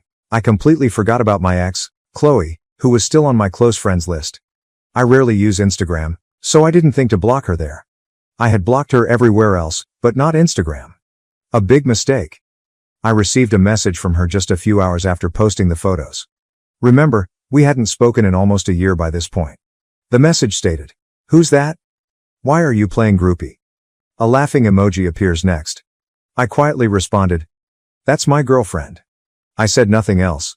She did not respond right away. I could see the little typing sign emerge and disappear several times over the following 10 minutes, as if she was writing something, deleting it, and then writing something new. Finally, she only sent a snarky message. Sure. The final goodbye. That's when I decided to try it. I informed her that she didn't have to trust me. Then I said, "If you thought you were out of my league, then Veronica is out of this world." I also questioned her. "How's your man from back then doing?" I knew it would sting. She read the message, but did not respond. And then I blocked her on Instagram. I realize it was probably petty of me to say those things. But really? I believed she earned it. And I did not want her to have any further access to my life. Any more opportunities to get under my skin? Even yet, I'll admit that I was curious about her reaction. I'll admit it. Happy ever after? And that, my friends, concludes the story. It's been an exciting voyage, to say the least. But I can honestly tell that I am happier than I have ever been. Veronica and I have been dating happily ever since our vacation to Brussels. And I won't lie, I'm thinking about proposing before the end of the year. Don't tell her, however. Veronica is a true blessing in my life. She is kind, she's funny, she is intelligent, she's stunning, both inside and out. And she makes me feel like the luckiest man in the world. I am really relieved that things did not work out with Chloe, because if they had, I would not have met Veronica. I understand that some people may criticize me. Could respond, "Oh, he's just with her because she's a model." Thus, long distance never works. But I don't care. I refuse to let anyone's criticism spoil my relationship with Veronica. She is great, and I'm quite thrilled. If things don't work out, you may come back here and tell me I told you so. But God knows, I don't see me penning another piece here. So, that's it. That is my story. It's a story of treachery, heartbreak, and eventually finding love and happiness in the most unexpected places. Thank you for listening. Reading, I suppose. My brother got my fiancée pregnant, and my dad gave him the family business and a house, so I decided to make them both pay for their betrayal. Hello everyone, before we begin today's video, I need your help. We've noticed that the channel is losing traction, and subscribing is one of the best ways you can help us. It's quick, free, and allows us to continue bringing you great content. Your support means everything. Let us keep this channel growing collectively. Thank you very much. Now, let's begin the video. Okay, people, this is going to be long, but I need to get this off my chest. The recent events in my family have been extremely upsetting, but in order to understand why, you must first understand the context. I am 33 years old, and I grew up with my younger brother Alex, who is 30 years old, in what appeared to be a normal household from the outside. But, gosh, the dynamics in our house were severely off. See, Alex was a miraculous baby. Mom had a difficult pregnancy with him, and he was quite sick for the first couple of years, in and out of the hospital, breathing problems, infections, the entire thing. I recall sitting in hospital waiting rooms a lot as a child. I understand that having a sick child is scary, but even when Alex recovered, my parents, particularly my father, continued to treat him as if he were made of glass. Meanwhile, I was expected to be the perfect, responsible elder brother who should know better about everything. Alex could miss school. He needed to recuperate. Alex failed a class. He has been through a lot. Alex broke something expensive. Don't be upset with your brother, what about me? From the age of 7, I was expected to obtain excellent grades, never say anything back, work around the house, and overall act like a small grown-up. The double standard was ridiculous. I recall one incident in high school when I received detention for being late to class and was grounded for a week. That same month, Alex was caught skipping school to hang out with his friends at the mall, and my parents had just spoken with him about it. When I was 15, I started working with my father in his electrical business, not because I was particularly interested in becoming an electrician, but because it was the only way I could obtain his attention or acceptance. And you know what? I actually grew better at it. Very good. I began learning everything I could about electrical work, staying late to watch Dad handle the difficult tasks, reading manuals, and watching YouTube videos to learn more. Meanwhile, Alex remained, well, Alex. He was a smart kid when he wanted to be, but he lacked work ethic. He could enchant everyone with his sad little ill kid routine, which he never outgrew. He attempted college for about 2 semesters, got out because it was too stressful, began an online business selling dropship trash that flopped, and then tried to be a day trader, losing a lot of his father's money. But nevertheless, I was still the one receiving lectures about supporting your brother and putting family first. I won't lie, it made me feel a strange mix of hatred and responsibility. I liked my brother because he was my brother, but I couldn't tolerate being around him the most of the time. We were complete opposites. I was the serious, hard-working person who valued keeping my word and doing things well. He was the fun one who never faced repercussions and believed regulations were for other people. Dad's business was dependable, basic home electrical work, some small commercial work, nothing special, but it paid the bills. I saw potential in it, however. When I wasn't working, I was studying about new technologies, smart home systems, and security installations. Dad was old school, preferring to do things the way he'd always done them, but I insisted on modernizing and taking on larger projects. The strange thing is that even when I brought in new clients or completed large projects flawlessly, Dad would find a way to credit Alex. Your brother's charm really helps with customer relations. He answered phones sometimes. Alex has such good ideas for the business. He suggested we get a website. In 2020, I moved out as soon as I could afford it. I moved into my own place around 20 minutes from my parents' house, close enough to help with the business but far enough away to have some space. I felt I was doing fairly well. You know, I had my own place, made decent money, and was learning new skills. I was even considering getting my master electrician license and even having my own business someday. Sophie, a 29-year-old female, and I met around 6 years ago while working on a large rewiring job at these upscale flats downtown. She was the property manager there. The first time I saw her, she was arguing with some HVAC technicians about their substandard work, getting into the technical specifics of why their installation was not up to code. I recall thinking, damn, she actually knows her stuff. Most property managers I'd dealt with wanted things done cheaply and quickly, but Sophie was different. She had read through all of the electrical codes and knew exactly what she wanted done. For the first few weeks on the job, she kept coming around to inspect our work, not in an irritating way, but because she truly wanted to know what we were doing and why. I began taking lunch breaks when I realized she'd be making her rounds. We'd discuss the project first, then about other topics. She told me about growing up with her father, a general constructor, and how she learned everything about construction by helping him on assignments. I informed her about my desire to update my father's business and potentially grow into more commercial work. She was simple to chat to, right? I could rave about my family turmoil, and she understood. Her brother was also the beloved kid, a hotshot lawyer who could do no wrong. We joked about forming a support group for responsible siblings. After we finished the apartment job, I assumed that was it, but about a week later, she called the office to report an urgent electrical problem in her own apartment. Dad asked me to check it out. It turned out there was nothing wrong. She just wanted to see me again. I have to say, that was a really nice maneuver. We began dating after that. Sophie was different from the other girls I dated. She did not play games or expect me to read her mind. If something bothered her, she would simply express it. If she was happy, you would know. She also showed genuine interest in my job. She'd helped me study for my licensure examinations and eventually started assisting with the business side of things. Within a year, she was effectively running our business, having implemented a new scheduling system, upgraded our invoicing, and prepared actual contracts in place of the handwritten quotes we used to use. Dad was initially unhappy about it. He preferred doing everything on paper, but he had to acknowledge the firm was functioning more smoothly. I finally felt like I was creating something real. We moved in together after 2 years and started talking about marriage and even having children someday. Sophie would joke about our future children becoming electricians and carrying on the family business.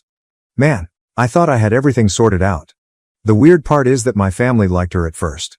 Mom was continually calling us over for supper, asking Sophie for assistance with computer issues, or soliciting her advice on house renovations. Even Dad warmed up to her once he realized how much she was contributing to the company's growth. We were gaining larger contracts, doing more commercial work, and establishing a solid reputation in the area. Sophie got along well with Alex too. When I became irritated with his latest unsuccessful attempt, she would defend him, telling me that I should try to understand his point of view better, how growing up unwell might have influenced him. Looking back, I should have recognized that as a red flag, but you know how it is when you really trust someone. You do not want to see the signs. We became engaged after 4 years together. Nothing spectacular. I proposed at home after we finished the massive project we had been working on together. She'd been helping me plan this large electrical renovation for a nearby hospital, staying up late with me to go over blueprints and deal with contractors. It just felt right, you know. As if we were true partners in everything. Around a year ago, things began to change. Alex had spent another chunk of Dad's money trying to launch a cryptocurrency trading business, returned home bankrupt, and Dad offered him a job in our office. Just the basics: answering phones, filing papers, and organizing appointments. It should have been simple enough, but Alex always managed to screw it up. Sophie began spending more time at my parents' place, assisting Mom with wedding preparations and such. She stated it was easier to focus on company documents there while Alex was learning the procedures. I was working most days, so it made sense at the time. Following that, everything began to spiral out of control. I began to notice subtle changes about 8 months before everything blew up. Nothing big at first, just minor details that didn't line up. Sophie was spending more time at my parents' house, helping with business matters. She explained that she was educating Alex on our new billing system and assisting Mom with wedding plans. Makes sense, right? I was out on jobs most days, working my tail off to save money for our future. We planned the entire wedding and talked about buying a property. I wanted to do things correctly. But then other things started happening. Sophie changed her phone's password. She has never actually hidden her phone before. We knew each other's passwords. It was no big problem, but she started acting strangely about it. She explained that her banking app required her to update security or something. Whatever, I absolutely trusted her, so I didn't think much of it. Then Alex began acting differently. He began wearing cologne at work. Dude used to turn up half the time in the same clothes as yesterday. He got all these new clothing and started showing up to work on time, which was unusual for him. He was also strangely polite to me, volunteering to stay late at the office and expressing a strong desire to study business. Sophie was talking about him differently.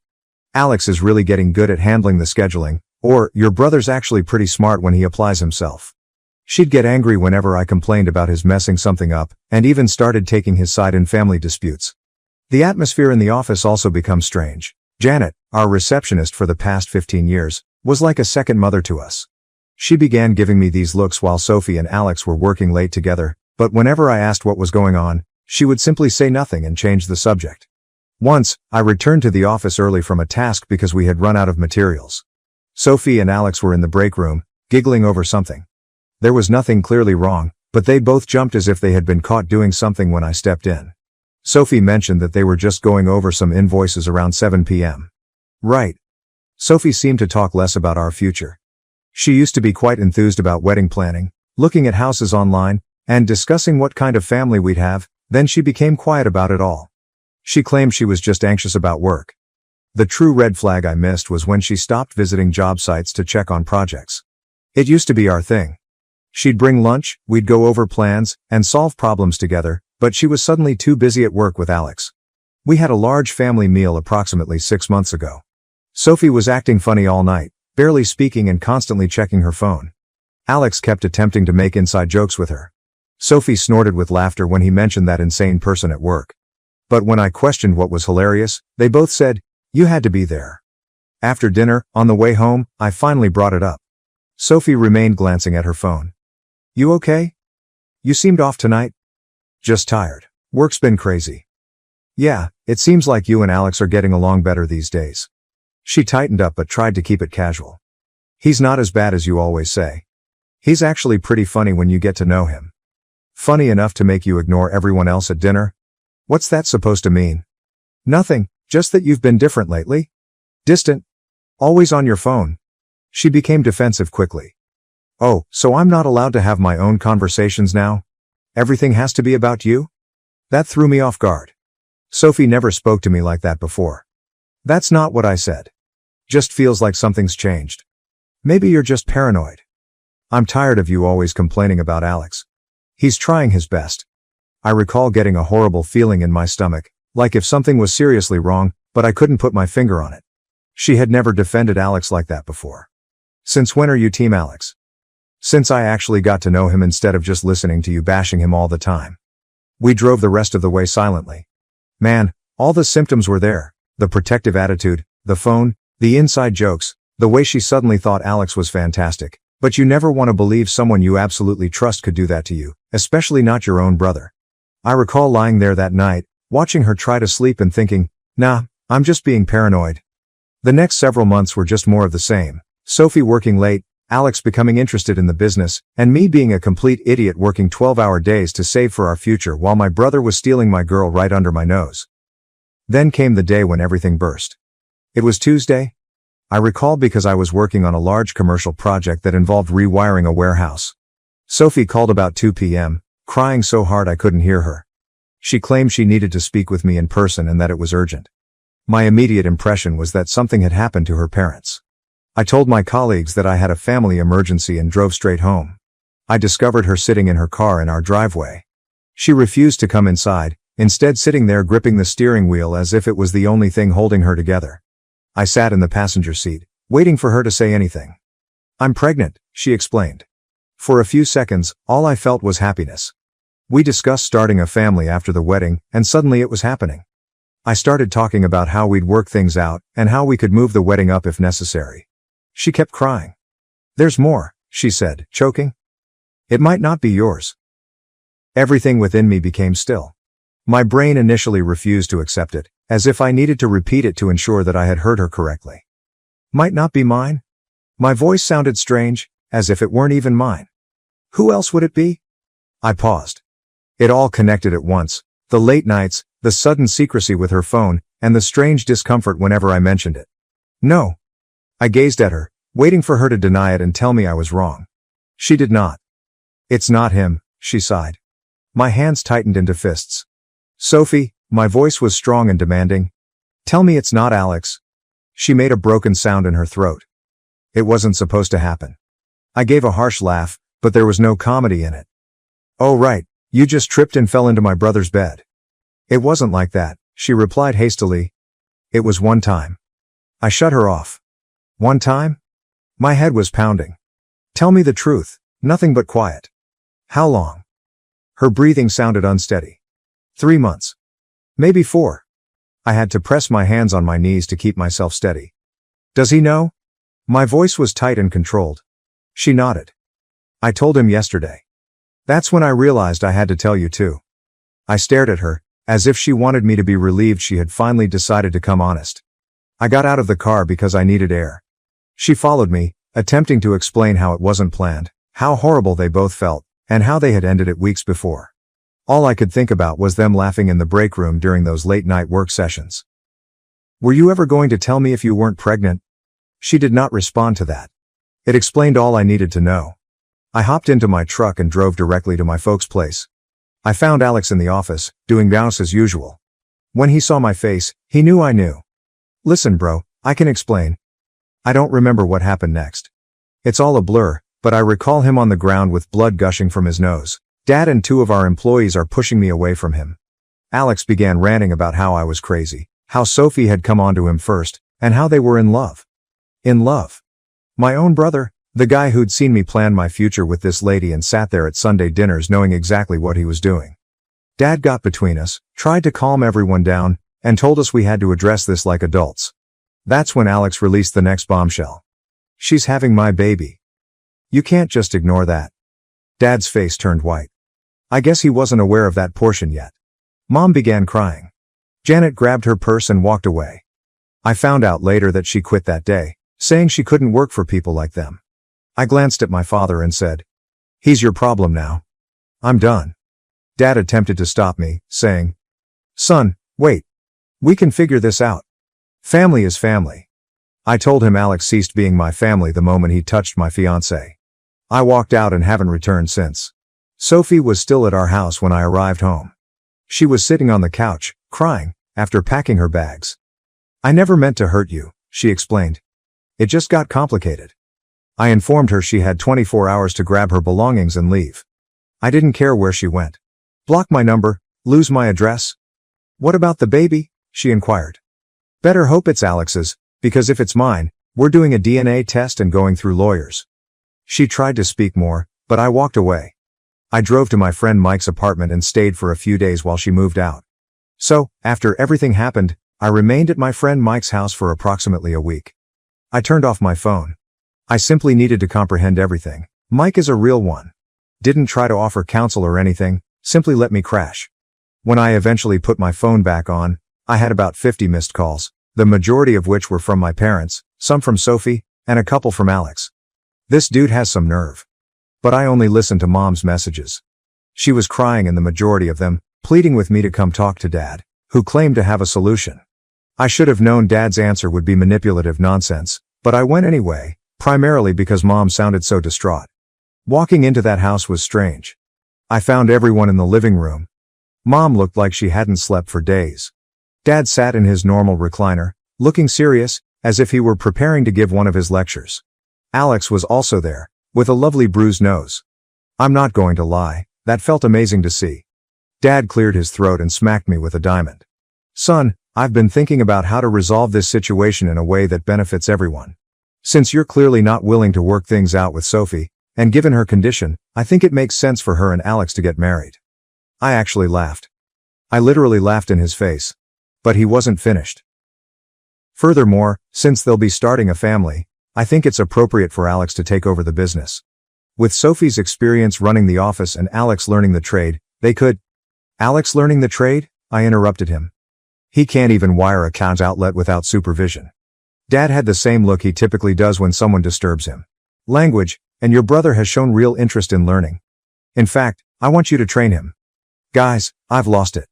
I started laughing again, but it was the kind of insane chuckle you get when something is so twisted up that you can't process it.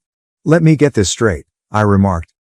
"You want me to train the brother who screwed my fiancée to take over the business I helped build, while they're married and raising a kid that might be mine?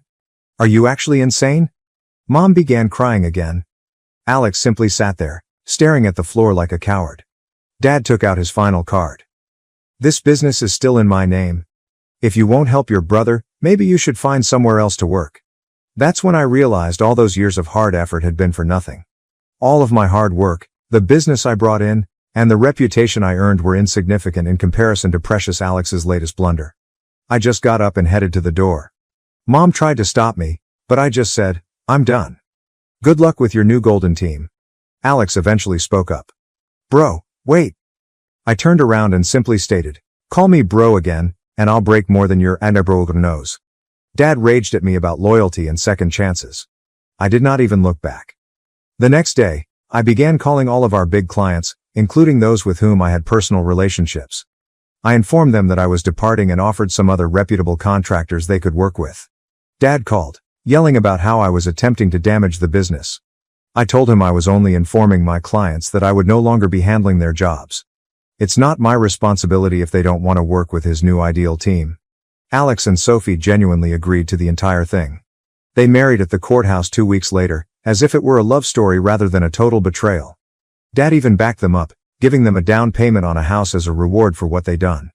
Meanwhile, I was left standing amid the ruins of all I believed I knew. There was no apology, no meaningful consequences, only the expectation that I move on while they played happy family. So, I did. I walked away from it all. I took a position with one of our old competitors, where my work was respected rather being treated as an afterthought. Better income, genuine recognition, and best of all, no family drama. I pushed everything into starting over and developing my own reputation. I even acquired my master electrician's license, something Dad always claimed I wasn't ready for. Turns out, I was more than prepared. I just had to get out of his shadow to prove it. I didn't hear much about the family business for approximately 4 months. Mom would occasionally text me, but I requested her not to inform me about Alex or Sophie. I didn't need the stress in my life. Then, last week, I received a call from Mom at approximately 11 p.m. She started crying again, claiming Dad needed to talk to me right away. I almost hung up, but she seemed quite disturbed. "Please," she asked. "I know you have every right to say no, but we're about to lose everything." I was truly curious and remained on the line. Dad came on, and his voice was different, not the typical I know everything tone. He sounded broken. It turns out that allowing Alex to run the business was exactly the nightmare I predicted. This genius screwed up 3 large commercial jobs so horribly that one customer has threatened to sue us for code violations. I'm talking about fundamental things like incorrect gauge wiring, missing ground wires, and junction boxes put without covers, mistakes that may practically burn a building down. And things get better. Instead of recruiting qualified electricians, he appointed his drinking buddy from college as chief electrician. The guy's whole electrical experience involved changing light bulbs in his flat. No license, no credentials, and probably couldn't tell the difference between a voltage meter and a screwdriver. They run a real professional operation there. Then there's the monetary side. Alex reportedly neglected to pay their liability insurance. Consider this. You're in the electrical company. They'd lose everything with one accident or fire. But, hey, why spend money on frivolous things like insurance when you can pocket the cash instead? Because that's exactly what he was doing. Accepting cash payments from consumers while conveniently failing to record them in the books. And the financial genius had been taking out loans against the firm without informing Dad. Multiple loans. We're talking significant money here. And the best part? Nobody can figure out where all that money went. Nothing in his bank account, nothing in his investments, it all vanished like magic. I'm betting his new automobile and the luxury clothes he's been wearing could be a hint. It's almost impressive how thoroughly he ruined everything in just a few months. Dad spent 30 years building this firm, and Alex virtually destroyed it in less than half a year. That's what happens when you give over a profitable business to someone whose greatest accomplishment was becoming the beer pong team captain in college. Dad finally found out when their insurance was canceled, and he began looking into the books. Alex had been concealing all of the difficulties by tampering with the papers, as Sophie had taught him during all of those late hours at work. Most of their seasoned members quit. I can't blame them. Alex treated them poorly, and checks began to bounce. Janet, our previous receptionist, evidently tried to notify Dad about strange activity in the accounts months ago, but he refused to listen. Dad's voice was shaking as he told me all of this, and then he slapped me with, "Son, I need you to come back, help me fix this. We can make you majority owner, give you full control." I told him that I needed to think about it. He started to become desperate. "Please, we're going to lose everything, the business, the house, everything I built. Your mother, she's not handling this well." Then he played his last card. Alex and Sophie split up. She left last week, just disappeared. Left a note saying not to contact her. The baby. We don't even know where she is. Alex wasn't daddy material after all. My response was, "Not my circus, not my monkeys anymore." Dad began with his typical guilt trip about family and devotion. I cut him off. "Remember when I begged you not to give the business to Alex? When I told you he'd run it into the ground? What was it you said? Oh yeah, family is family. Well, this is your family's mess now." Mom called back, weeping about how they might be homeless soon. That hit hard. Mom did not deserve any of this. She's the only one who's ever attempted to keep the family together, the only one who hasn't taken sides, even when she probably should have. I told her she may come and stay with me at any moment. It's just her. Not Dad. Not Alex. "I can't leave your father," she explained. I exhaled. "Then that's your choice, Mom, but my door is only open for you." It sucked knowing she would never go through it. A few days later, Sophie texted me. "I know I'm the last person you want to hear from, but I need help. The baby's yours. I got the test results. Alex took all my money and disappeared. Please, I don't have anywhere else to go." I read it, stared at it, and set my phone down. Did not respond. Not going to. But damn if it didn't sit there like a stone in my gut, like a punch I knew was coming but couldn't handle. It should have meant something. It should have been life-changing. But all I felt was tiredness, like if I had finally climbed out of this mess just to have it reach back and try to drag me under again. And for the first time, I didn't know what to do. Dad showed up at my place last night while I was still trying to figure out what was going on. There was no notice, simply standing there when I arrived home from work. Looking grungy, wearing an old jacket I recall from my childhood. Hadn't shaven in what seemed like weeks. First thing I noticed was that he was driving Mom's old Civic rather than his truck. Later, they discovered that they needed to sell his truck to pay off some of the business's debts. "Can we talk?" he requested, not demanding as usual. He truly sounded exhausted. I invited him in because I really wanted him to see how I was doing without his assistance. "My new house is quite nice. I received it following my last promotion. Nothing spectacular, but it's mine. I earned it myself." He stood in my living room, looking bewildered, as if he didn't know how to communicate with me other than by delivering commands. Finally, he sat down and began pouring everything. The business is essentially dead. They're being sued by 2 business clients over Alex's rubbish work. After that, the majority of their home customers abandoned them, complaining about jobs that were left unfinished. "The bank is coming for the house next month." "I should have listened to you," he explained. This is the first time I've ever heard him confess to being incorrect about anything. I told him that was good to hear, but it was late. Then he took out this folder. Inside, there was papers to transfer 100% ownership of the company to me with no strings attached. "You can save it," he replied. "You always knew what you were doing.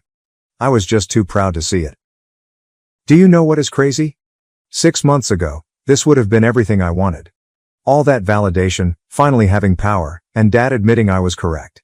But while glancing at those papers, I wondered, what happened to Alex? Dad's face simply crumpled. Alex cleared out their savings account last week and disappeared. Left this note about needing to find himself or some BS. Classic Alex, causes a mess and then flees from the consequences. "He's still your brother," Dad explained calmly. "Number," you replied. "He stopped being my brother the day he decided family loyalty meant nothing to him." Sound familiar? That struck him hard. Good. He began telling me how he could help me restore the firm, how we could collaborate and be a genuine family again. I had to laugh. "Dad, you're not hearing me. I don't want the business, I don't want your help. I'm done. But this is your legacy too. Everything we built, everything I built, you gave to Alex, remember? You chose him even after he slept with my fiancée. Now you get to live with that choice." He tried guilt-tripping me again about Mom's anguish over the family falling apart. I told him the same thing as before. "She's welcome here anytime, just her." "She won't leave me," he said. "Then that's her choice, and living with the consequences of your actions, that's yours." He sat for a long time before asking quietly, "Where did I go wrong?" I wanted to lay it all out. All the years of favoritism, the continual justifications for Alex, how he discarded someone who genuinely cared about the business for someone who regarded it as a piggy bank to rob. "So what's the point?" "You didn't go wrong, Dad. You got exactly what you always wanted, Alex being in charge. How's that working out?" He left shortly thereafter. He looked around 20 years older walking out than when he walked in. I received a text from Mom this morning. They'll be moving in with her sister in Ohio next month. Dad is going to try to find job there. She asked me once more if I would contemplate assisting them in their stay here. I informed her that my offer stood. She is welcome to stay with me at any moment, but I am tired of burning myself on fire to keep others warm. Sophie still sends texts concerning the baby. I advised her to call my lawyer. I haven't heard from Alex, do not expect to. You know what's weird? I imagined that witnessing them lose everything would be satisfying, as if karma was punishing them for what they had done to me. But honestly, I don't feel anything. Nor pleased, nor sad, just finished. I began dating someone new last month, taking it slowly. She asked about my family, and I simply stated that we are not close. Maybe someday I'll tell her the whole tale, but for now, I'm focused on creating my own life. There is no drama, no poisonous familial BS, and no attempting to gain favor that never comes.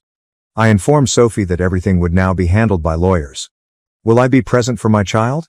Yeah, I am not my brother. I do not abandon my responsibilities. But Sophie destroyed that bridge.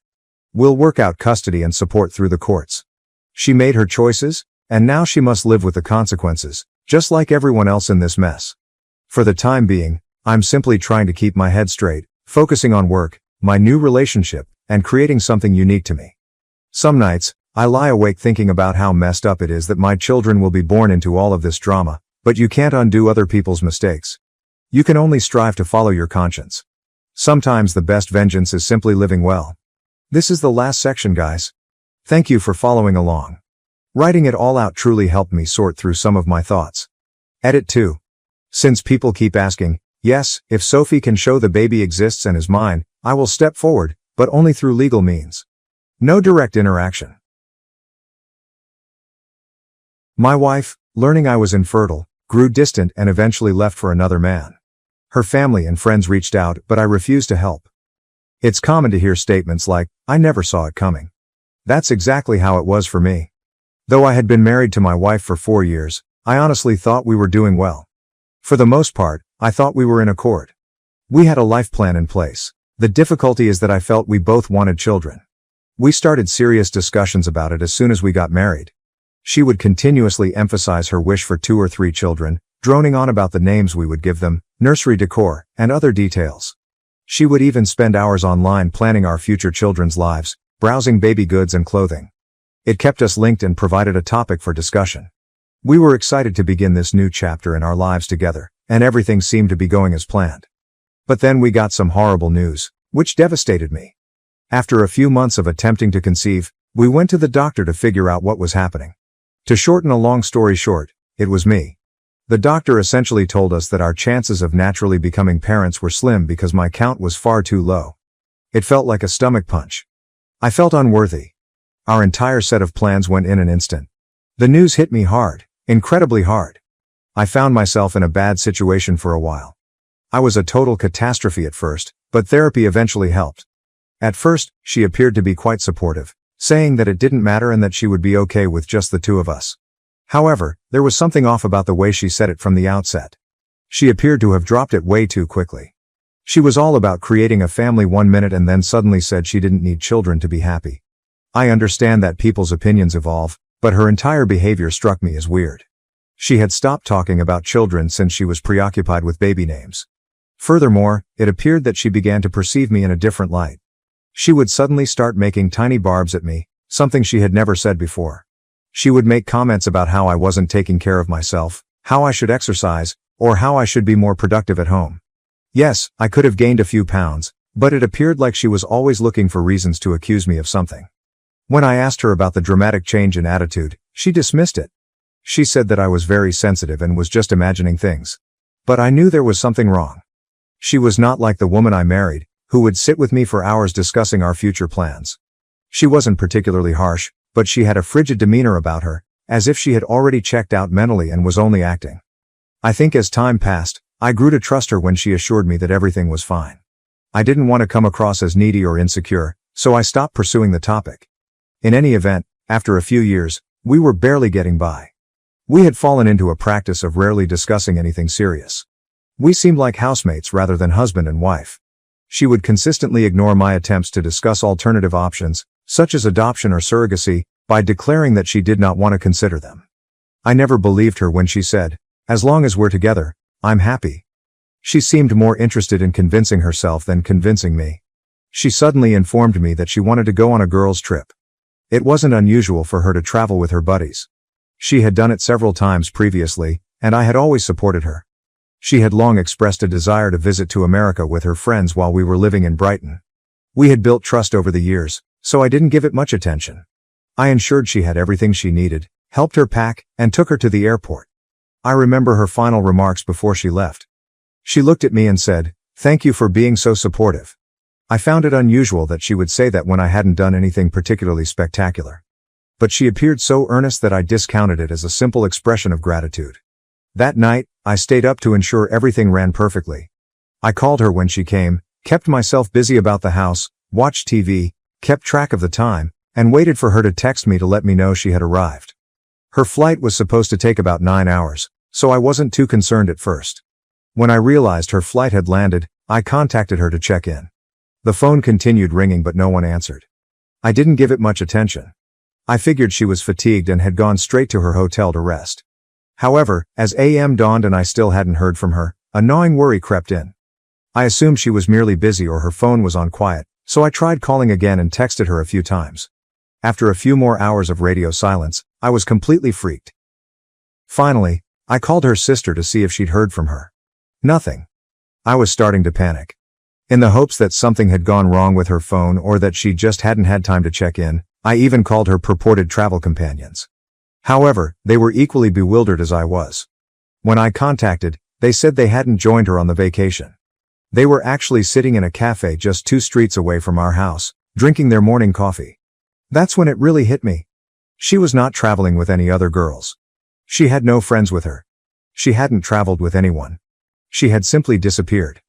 My stomach felt like it had fallen through the floor as I sat there holding the phone. I couldn't understand it. Why would she tell me that lie? Why didn't she tell me before leaving? I tried to tell myself that it was a mistake. Perhaps she had missed a connecting flight or was delayed due to an emergency. But, deep inside, I knew the truth. She had planned it. Her stating, "Thank you for being so supportive," and the entire story of a girl's trip were all part of whatever plan she had in mind. I was at a loss for what to do. It seemed like I was locked in a nightmare, unable to awaken. I'd never married a woman like her. I didn't even recognize the person. The coldness, the fact that she had stopped discussing our future, and the subtle jabs at my appearance and health, all of this immediately made sense. I just hadn't noticed. Perhaps I didn't want to see that she'd been drifting away for a time. I just sat there that night, staring at my phone, waiting for a call, a text, anything. However, nothing happened, and I knew it wouldn't. I remember lying there staring at the ceiling, and when I awoke the next morning, I assumed it was all a bad dream. However, when I noticed that her side of the bed was vacant, reality hit in. She had actually left. After packed her bag, she vanished. The promises I had made to myself the previous evening, maybe she was late, maybe her phone died, were no longer legitimate. She had plainly planned it. She wanted to leave. I was in utter denial for the first few days. I kept contacting her phone, wanting to hear her voice and get an explanation. I even left messages, hoping she'd respond. I struggled to find words half of the time, but I kept trying. However, all I got in return was quiet. Strangely, the silence made matters worse. It was as if I'd always been a stranger to her, left alone to figure out what had gone wrong. Her family was originally as astonished as I was. They had not heard from her, and her mother had no idea of her plans. In the end, I visited her family more times than I could count, desperate to meet with her mother and gain some answers. They must have felt bad for me. When I couldn't bring myself to cook, her mother would make dinners for me. She occasionally allowed me to stay at their home. She'd sit with me as I talked about all the little things that didn't make sense, trying to figure out why my life had suddenly become so complicated. To be honest, there were times when I felt too numb to talk. I would simply sit there in solitude. I alternated between wrath, sorrow, and guilt. What went wrong? I kept asking myself. Was there a sign that I missed? Wasn't I paying enough attention to her? On certain days, I would go over all of our disputes and chats, attempting to figure out what had caused her to leave. I kept thinking about what I should have done better to save our marriage. It may sound dramatic, but I was possessed by the desire to find it out. I clung to the hope that obtaining the answer would somehow improve everything. I barely slept. I barely ate. My productivity began to decrease. People began to notice.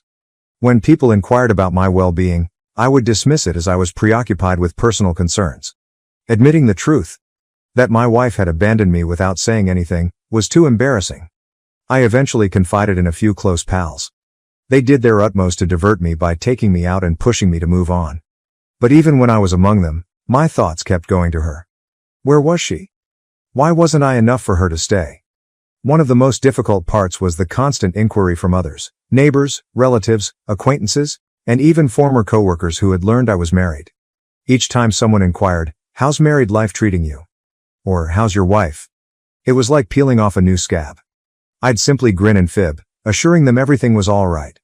But each time I said that lie, it felt heavier. Finally, treatment proved to be the only thing that helped. I'd never gone before, but after months of barely functioning, I realized I couldn't do it alone. I needed to speak with someone who was neutral and did not carry the weight of our common experience. I contacted a therapist and began attending weekly sessions. It helped. I talked constantly about her fury, betrayal, and the hole she had left behind. I talked about the sleepless nights, about lying awake and replaying every scene over and over. The therapist let me realize something I had not been able to accept. If she really wanted to stay, she would have. It was not my fault. She decided to depart. That was a difficult pill to swallow. For a long time, I believed myself that I was flawed and had somehow turned her away. However, I eventually came to see things differently. I chose to ignore her long-standing coldness and isolation, believing that things would improve on their own. I had convinced myself that if I just kept my cool and put in enough effort, I could save our marriage by myself. The revelation that I couldn't, that nothing was ever enough, hurt. As time passed, I started rebuilding my life piece by piece. It wasn't until she left that I realized how much I'd lost in our marriage. I had always tried my hardest to make her happy and to keep our home life comfortable. But now, with so much free time, I'm at a loss for what to do. So I began revisiting old pastimes that I had long forgotten. I tried making fresh meals. I went to the gymnasium. I started reading novels that I'd been putting off for years. Finally, my work improved. At first, I was just going through the motions, barely keeping up. However, when I began to feel more like myself, I increased my effort at work. It was one of the few things I still felt in control of, and it gave me a sense of success. I'd always been brilliant at what I did, but now I threw myself entirely into it. The extra hours, the focus, they paid off. I got a promotion. Something I would not have accomplished if I had spent all of my time drowning in my sadness. Nevertheless, there were difficult days. A picture, an old movie ticket stub, or another minor memory would abruptly transport me back to the past. I'd find myself wondering if she ever thought about me or regretted what she'd done. But as time passed, those instances got fewer and farther apart. Each time, it grew little easier to let go. I also reconnected with people I had lost touch with after getting married. We went trekking. We went to the golf range. I began doing activities that I hadn't done in years. Having friends by my side, people who weren't caught up in the turmoil and could support me without dragging me back into the pain, was a huge comfort. Looking back, I realized I had invested too much of myself in that connection. As her husband, I had lost a huge part of me. When she departed, it felt as if she had stolen a piece of me with her. However, I was gradually rediscovering myself. It was not quick, it was not easy. But I was making progress. At the end of that year, when I looked in the mirror, I saw more than simply a man whose wife had abandoned him. I'd rebuilt. I had survived. I was stronger now. For the first time in years, I felt free to live my life without her shadow lurking over me. And I took pride in it. I genuinely thought I'd moved on from everything. After all of the commotion, things had begun to feel normal again, or as normal as it could be. Work was progressing smoothly. My friends kept me busy. I had a routine down. Even my thoughts of her had disappeared. Sure, there were occasional flashbacks, odd recollections that appeared unexpectedly, but they weren't as often as previously, when everything I did seemed to be linked to her. She was the last person I expected to see standing outside my door on Saturday morning. But there she was. She holds a baby in her arms. I got chilled. It was like witnessing a ghost. For a little while, my brain ceased to operate.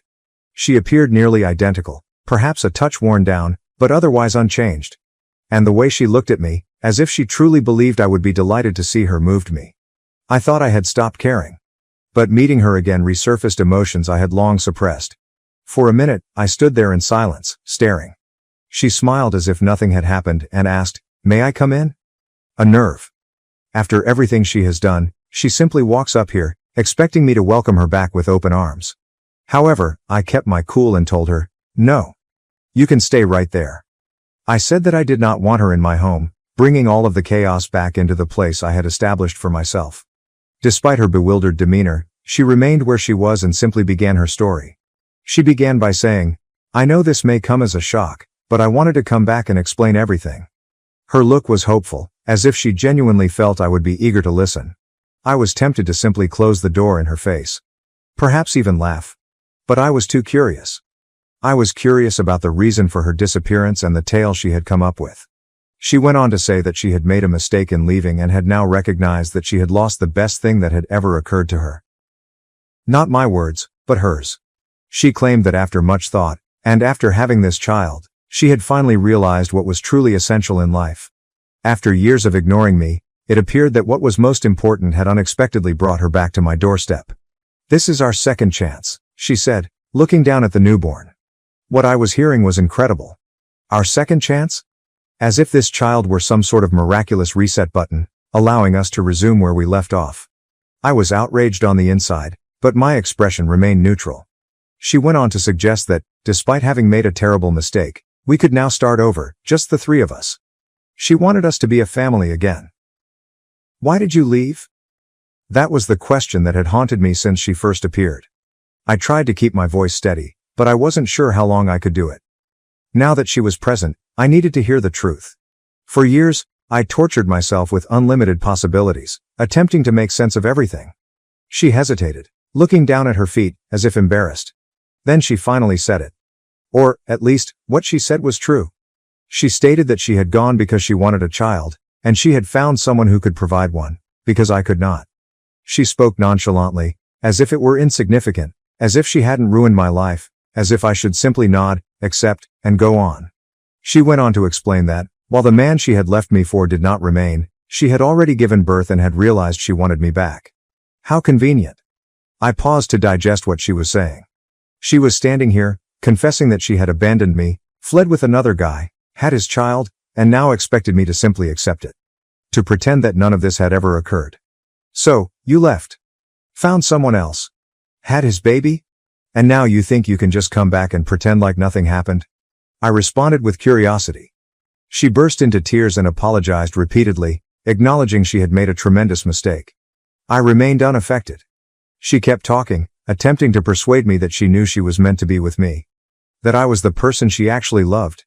To be honest, it was difficult to maintain a straight face. She sounded deluded. The desperation was written all over her face. It wasn't love that brought her back. It was terror. Then she attempted to guilt-trip me. She went on and on about how tough it had been for her as a single mother, as if she were the victim in this whole situation. As if her own decisions had not brought her here. She assured me that this time, she was prepared to make it work. She said she needed my help. All I could think was, who does she think I am? I let her continue. I stood there listening. Then I'd had enough. You made your choice a long time ago, I informed her. And now you have to live with it. There's no second chance here. She appeared shocked. As if she had never considered the possibility that I may say no.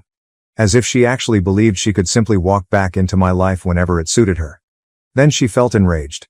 Just when I thought she'd finally get it and leave, she lashed out, accusing me of being selfish. She demanded that I give her another chance and let her repair things. She even had the nerve to say, I could have taken half of everything and divorced you back then if I wanted to. And then she said it. The house should still be hers. At that point, I felt a burst of relief. Her disguise had finally slipped. Finally, I was seeing her actual self. I did not argue. I did not yell.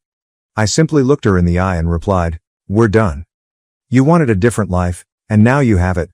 This is no longer my responsibility, I simply stated, staring at her. Then I closed the door in her face, interrupting her mid-sentence.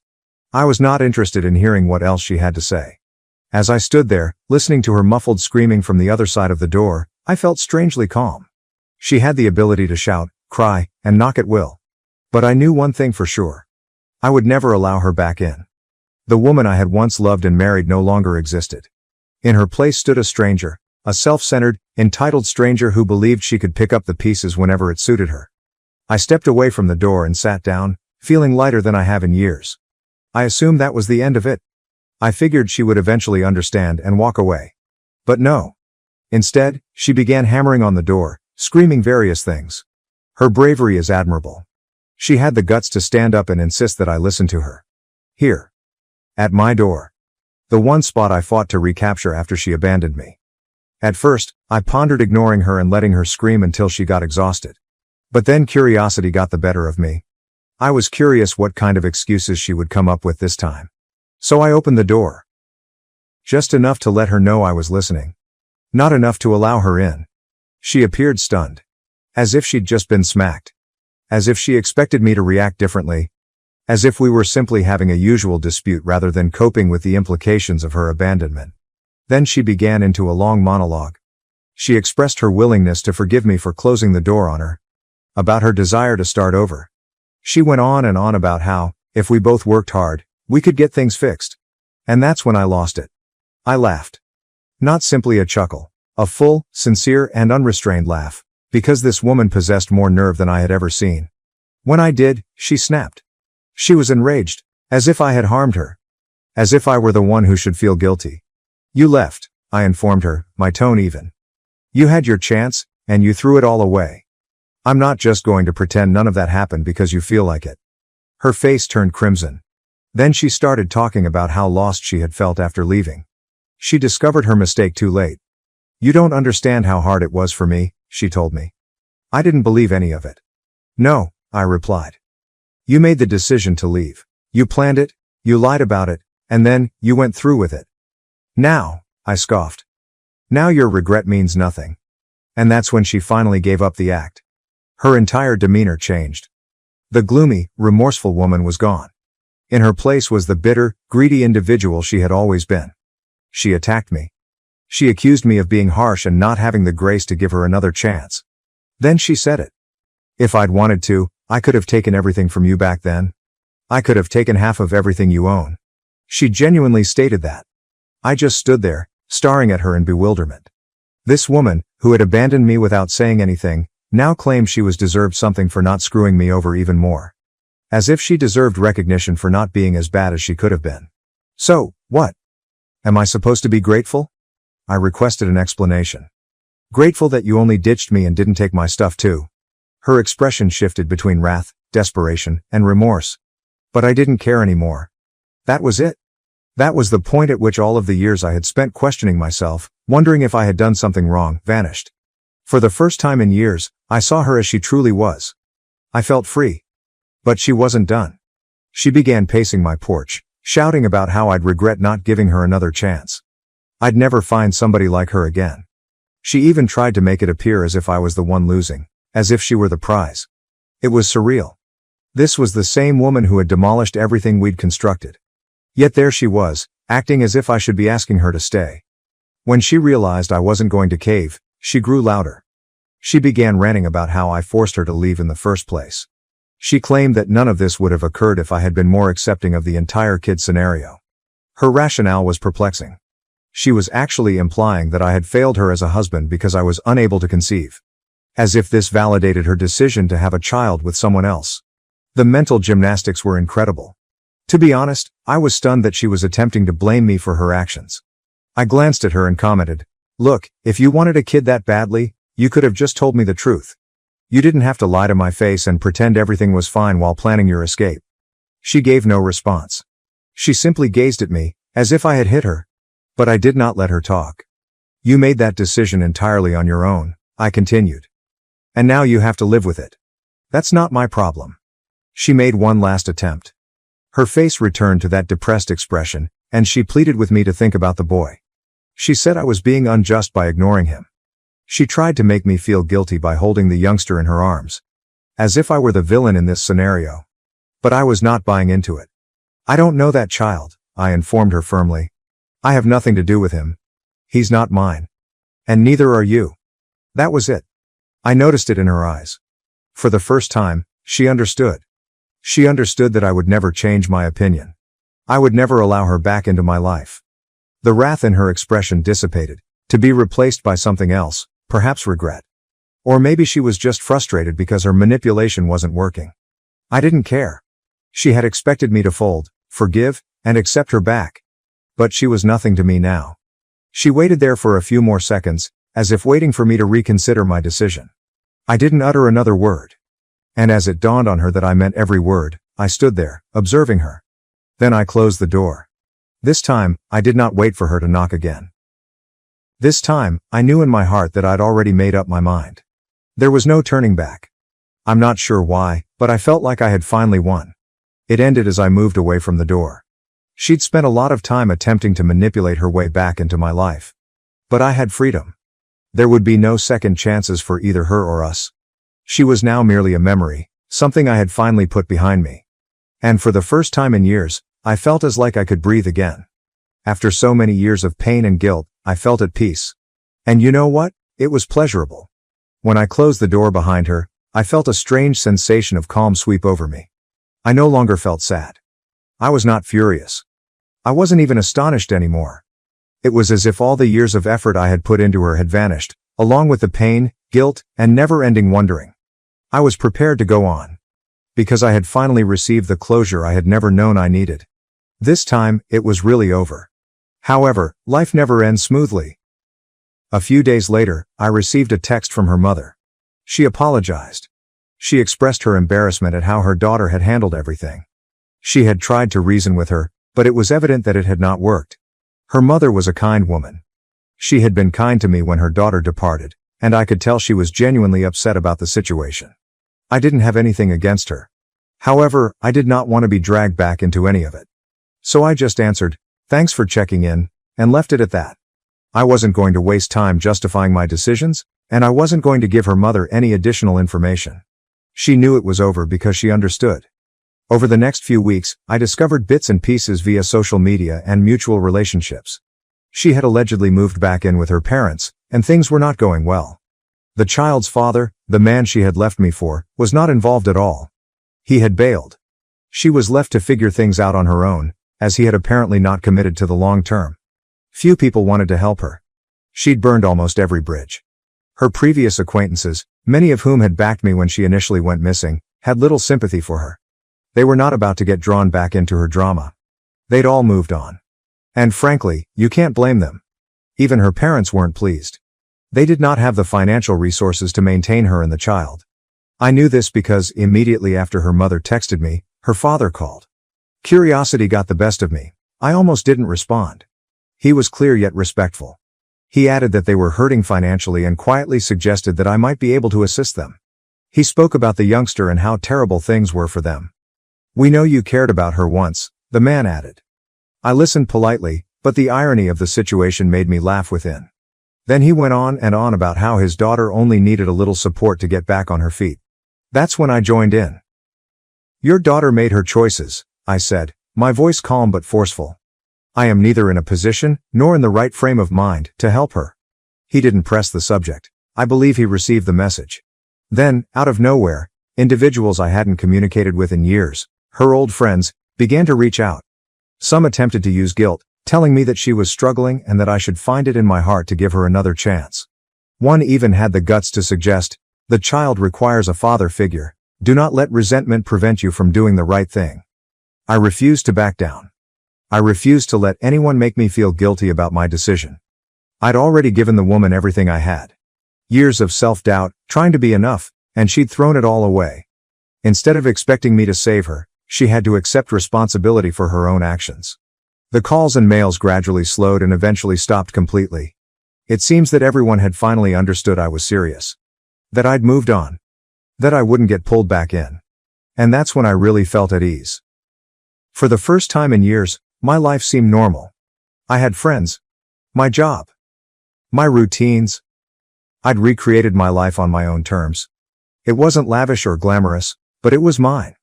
Ironically, I found myself rediscovering joy in the small things. Things I had overlooked when I was married. I began reading novels that I had planned to read for years. I cooked my own meals. I took long walks. And for the first time, I felt liberated. I didn't need anybody's approval. I wasn't always concerned about someone else's happiness. For once, I arrived first. Every now and then, I would come across someone who knew us both. They'd say, "Hey, whatever happened to her?" I would respond briefly, politely, and change the subject. I didn't need to revisit that part of my life. It wasn't like I was hiding anything. I had previously perfected the capacity to abandon her. The last I heard, things were still not going well for her. She was jumping between her parents' house and sleeping on friends' couches. She couldn't keep a consistent job. Occasionally, someone I barely communicated with would message me, saying she needed aid from anyone who would listen. Some even suggested that she was still hoping I would reconsider. That maybe one day, I'd alter my mind and play father to her child. But that wasn't going to happen. I'd worked too hard to reconstruct my life. She'd made her bed. And I wasn't going to be the one picking up the pieces. Nothing could bring me back into that chapter. I was finished. In the end, I believe I found the closure I needed. She was now facing the repercussions of her own actions. And me? For the first time since she departed, I felt entirely and really free. I'd finally let go of the weight she had left behind. And you know what? I was pleased. Not in a big dramatic way. Just content, and it was enough. My wife became distant and obsessed with her career. I discovered her affair when I found evidence of her planning a future with another man. 48 hours later, she had nothing, and the electrician she underestimated had the power cut. And now she is begging. Hey everyone, before we jump into today's video, I need your help. We've noticed the channel is losing some traction, and subscribing is one of the best ways you can support us. It's quick, free, and it helps us keep bringing you awesome content. Your support means the world. Let's keep this channel growing together. Thanks so much. Now, let's start the video. What's up, Reddit? Never thought I'd be one of those guys posting their relationship drama online, but here we are. I'm going to lay out the whole show that's been my life these past few months. Buckle up. I'm Alex, 34, male. I've been an electrician since I was 19. Started as an apprentice, made money, worked my way up to journeyman, then master electrician. 5 years ago, I started my own business. Nothing fancy. Just me and 2 other guys wiring up houses and doing commercial jobs around town.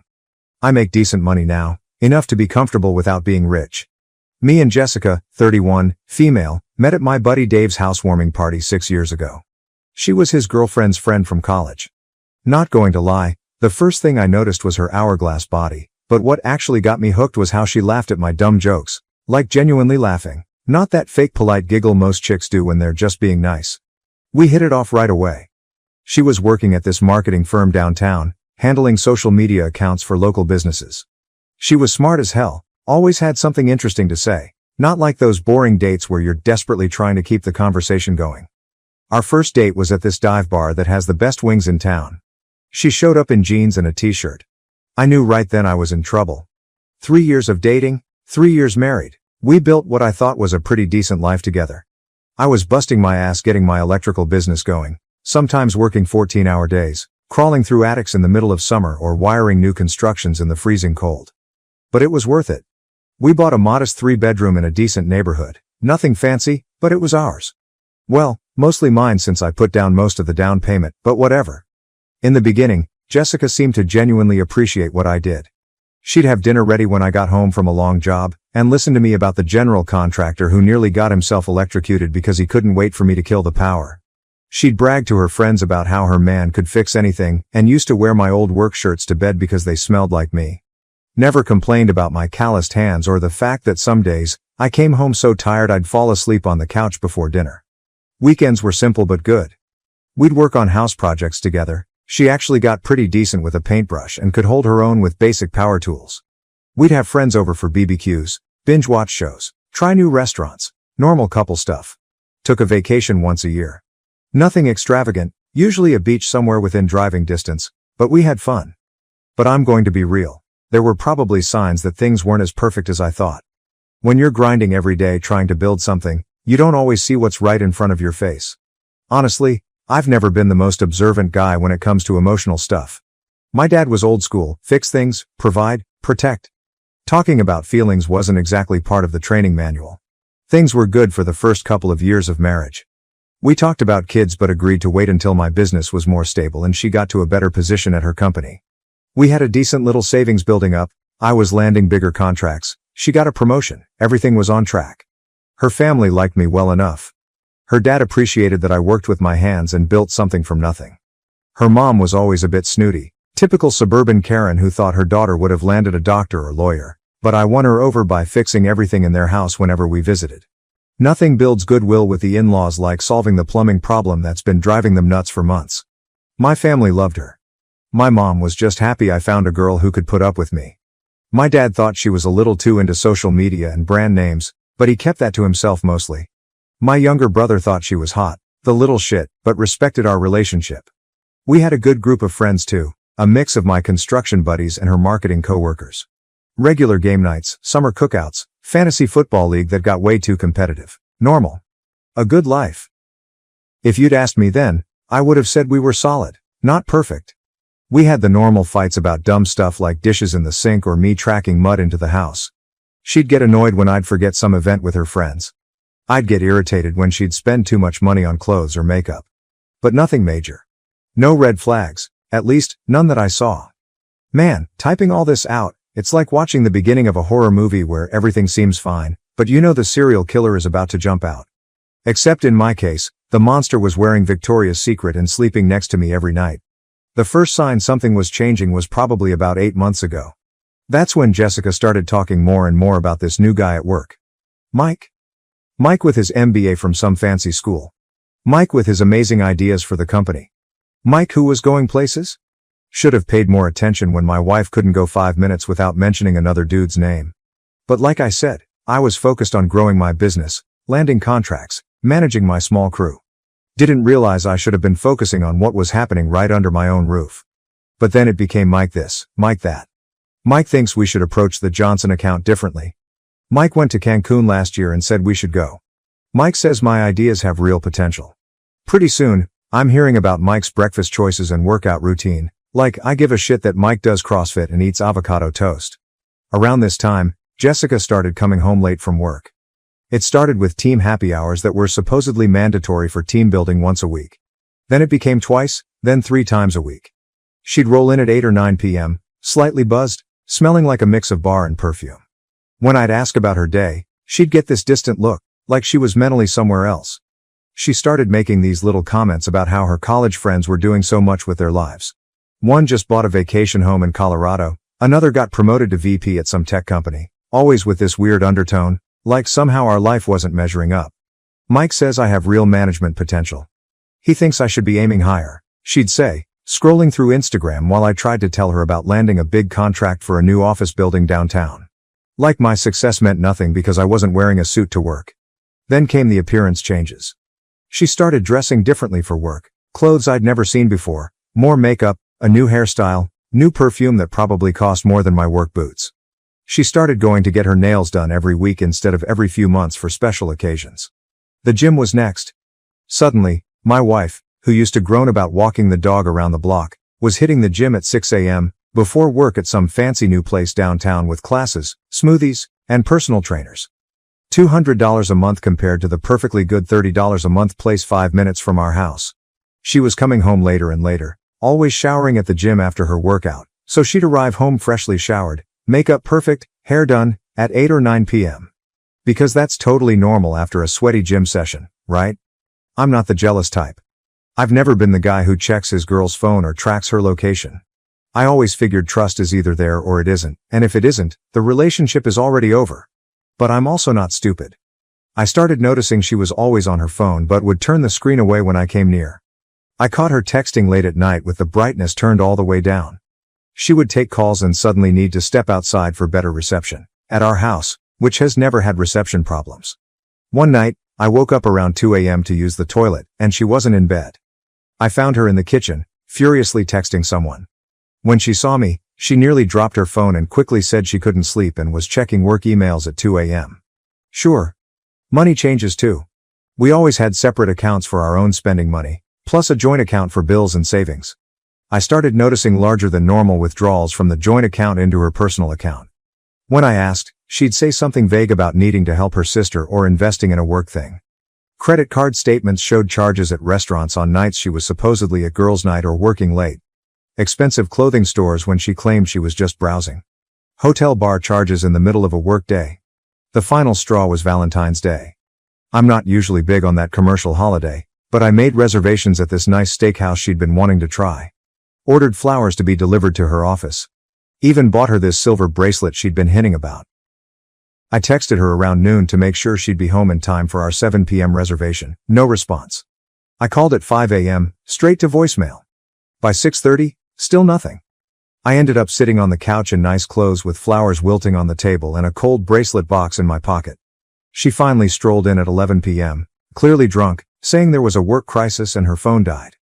She didn't even notice the flowers or my dress clothes, just went straight to bed. The next morning, she acted like nothing happened. When I brought it up, she got defensive, saying I was overreacting and making her feel guilty about having to work late. That's when I knew for sure something was up. The Jessica I married would have at least felt bad about missing Valentine's Day, would have apologized, tried to make it up to me. This new Jessica just seemed annoyed that I expected her time and attention at all. I'm a pretty straightforward guy. My first instinct was to just confront her, ask if she was cheating, and have it out. But something stopped me. Maybe pride, maybe self-preservation. Instead, I decided to pay attention. Really pay attention. I started keeping track of patterns. Every Tuesday and Thursday, late meetings. Every other Saturday, girls' brunch that somehow lasted until dinner. Always came home with her hair done but no shopping bags from these supposed shopping trips. I checked our cell phone records online, multiple calls and texts to the same number, always at times when she was working late or at the gym. A number that wasn't saved in our family phone plan contact list. One day, while she was in the shower, I did something I never thought I'd do. I checked her phone. It was locked with a new passcode. Since when did she need to lock her phone from me? We used to know each other's passcodes, not because we were checking on each other, but just for convenience. Then the work events started. Company parties, client dinners, team outings, that I was suddenly not invited to. It's just for employees, or it would be boring for you. The Jessica I married used to love showing me off to her coworkers, introducing me as her sexy electrician husband. I'm not the most observant guy with relationship stuff, but even I couldn't ignore what was happening. My wife was pulling away, building a separate life that I wasn't part of. The question was, what was I going to do about it? As I was deciding what to do, the universe decided to hand me a piece of real evidence. I was fixing our leaky bathroom sink when I dropped my wrench, and it knocked over Jessica's makeup bag that was sitting on the counter. While picking up the scattered lipsticks and whatnot, I found a hotel keycard tucked in the side pocket, not from any vacation we'd been on. This one was from the Marriott downtown, walking distance from her office. Weird thing to keep as a souvenir unless it had some special meaning, right? I put it back exactly where I found it and finished fixing the sink like nothing happened, but that keycard kept eating at me. That night, after she fell asleep, I did a deep dive into our finances. Jessica always handled the bills and budgeting. Not because I couldn't do it, but she was pickier about that stuff, and I was happy to let her deal with it. I logged into our joint accounts and started going through recent statements. Found large withdrawals to her personal account over the last 3 months. We're talking about $500 here, $700 there, money that was supposed to be for our future, our savings, our life together. Credit card statements showed shopping charges at stores way above our usual budget. Dinner charges on nights she told me she was eating with the girls at restaurants that were definitely not the casual places her friends usually picked. Charges at high-end lingerie stores for stuff I'd never seen her wear. Then I spotted it. A hotel charge from the same Marriott downtown from 3 weeks earlier. Just a bar charge, not a room, but still, she hadn't mentioned being at any hotel bar. When I cross-referenced with our text messages from the day, she told me she was working late on a big presentation. My buddy Trent works in IT security. We've been friends since high school. I'm not proud of it, but I called him up and asked if he could help me access Jessica's email. I told him my suspicions. He was hesitant at first, but he'd been through a bad divorce himself after his ex cheated, so he understood where I was coming from. He helped me set up a simple keylogger on our home computer, just a basic program that would capture her passwords the next time she logged in. Shady? Absolutely. Legal? Probably not. But at that point, I didn't care. I needed to know what the hell was going on. 2 days later, I had her email password. There it was. Message after message with this Mike guy. Weekend plans, complaints about me, how I was stuck in my underdog mindset while Mike was going places, how she was settling by staying with me, how she deserved more luxury in her life than I could provide. The same Mike who I now knew was her direct supervisor, who had just gotten promoted to regional director at her company. The same Mike who, according to his Facebook profile, that I now stalked like a psycho, was married with a 2-year-old and another kid on the way. There were hotel confirmations, screenshots of apartment listings they were looking at together, messages planning their future after she left me, all while she was sleeping next to me every night, eating the dinners I cooked, and living in the house my work paid for. One email from Mike read, "Just a few more months, and my bonus comes through. Then we can both leave our dead-end situations and start fresh. Just be patient and keep things normal at home." I felt like I'd been punched in the stomach. 6 years together, 4 years of marriage, all a lie, or at least it had become one. I sat in my truck for an hour that night, parked outside our house, just thinking. Rage, betrayal, everything washing over me. Part of me wanted to storm in, pack her stuff, and throw it on the lawn. Part of me wanted to find this Mike and introduce his face to the pavement. Part of me wanted to just get drunk and set something on fire. But I didn't do any of that. I'm not that guy. Never been the type to lose control, even when every part of me wanted to. My dad always said, when you're angry, that's exactly when you need to think clearest. Old man was right about that at least. Instead, I started making plans. If Jessica and Mike were plotting their exit strategy, I needed to be 2 steps ahead. I wasn't going to be the chump left holding the bag when they decided to pull the trigger on their little escape plan. First, I set up a consultation with a divorce lawyer, a guy I'll call Richard, who my buddy used when his wife cheated. Supposedly a real shark. I forwarded all the emails I'd found, the financial records, everything. He confirmed what I already suspected. I had more than enough for an at-fault divorce on the grounds of adultery. But Richard suggested something smarter than just confronting her outright. If you show your hand now, she'll just get defensive and start hiding assets, he said. Better to be strategic about this. Gather more concrete evidence, photos or video, if possible, to document any unusual spending or asset transfers to secure your own finances before making any moves. And most importantly, act normal while doing all of this. The element of surprise is your biggest advantage right now. Once you confront her, the game changes completely. A game, that's what my marriage had become. A game of chess where I needed to anticipate her moves and counter them before she even made them. The next day at work, I couldn't focus. I almost electrocuted myself because I was distracted, thinking about Jessica and Mike planning their new life together while I was busting my ass providing for us. My apprentice, Tommy, actually had to step in and remind me to test the circuit. Kid saved me from a nasty shock. Embarrassing. That night, when Jessica came home late as usual, I forced myself to act normal. I asked about her day, listened to her lies about a stressful client meeting, and even managed to kiss her goodnight without throwing up in my mouth. While she slept, I started making lists on my phone. Assets to protect, accounts to separate, people who needed to know what was happening, and people who didn't. A timeline for how this would all go down. The next morning, I texted her that I might have to go out of town for a big electrical job, a commercial building in Phoenix that needed a complete rewiring. I'd probably be gone for about 2 weeks. I asked if she'd be okay holding down the fort alone. Her response was so enthusiastic it was almost comical. That's great, babe. Such a good opportunity for you. I'll be fine here. Don't worry about me. I bet you will be, I thought. I bet you will be. The trap was set. Now I just needed to put the rest of my plan in motion. I made a big show of packing, loading my truck with tools, kissing her goodbye. I even stopped by my parents' place on the way out so they'd think I was really leaving. Told them not to mention anything to Jessica if they talked to her. I said I wanted to surprise her with a gift from the money I'd make. Mom thought that was sweet, if she only knew. Once I was clear, I circled back to town and crashed at my buddy Tony's empty rental property about 15 minutes from my house. He's been through his own divorce nightmare, so he got it. I needed eyes on my house, so one of my friends, Kevin, who installs security systems, hooked me up with some discreet outdoor cameras I could monitor from my phone. We set them up when Jessica was at work, one watching the driveway, another on the front door. Nothing inside the house. I'm not that kind of creep, and honestly, didn't want to see what might happen in my own bedroom. The first day was quiet. Jessica came home, ordered food, watched Netflix, sent me some miss you texts that I answered with equally fake enthusiasm. Second day, around 7 p.m., a black Audi pulled up. Out steps Mr. Regional Director himself. Tall, gym body, expensive watch. Catching the street light, I could see he brought wine. They stayed until 3 a.m. I got it all on video, the arrival, the way they kissed at the door. Definitely not their first time. How comfortable he looked walking into my house with an overnight bag like he owned the place. Same happened 3 more times that week. Once they left together in the morning, she called in sick while they spent the day, who knows where. They ate dinner on my deck, drank my expensive whiskey I'd been saving. They even took my boat out that I busted my ass to buy. While watching this show, I wasn't just sitting around feeling sorry for myself. I called my dad first, showed him everything. He was pissed but focused. What's the plan, son? He asked. Need to protect what I've built, I told him. The next few days were a blur of preparation.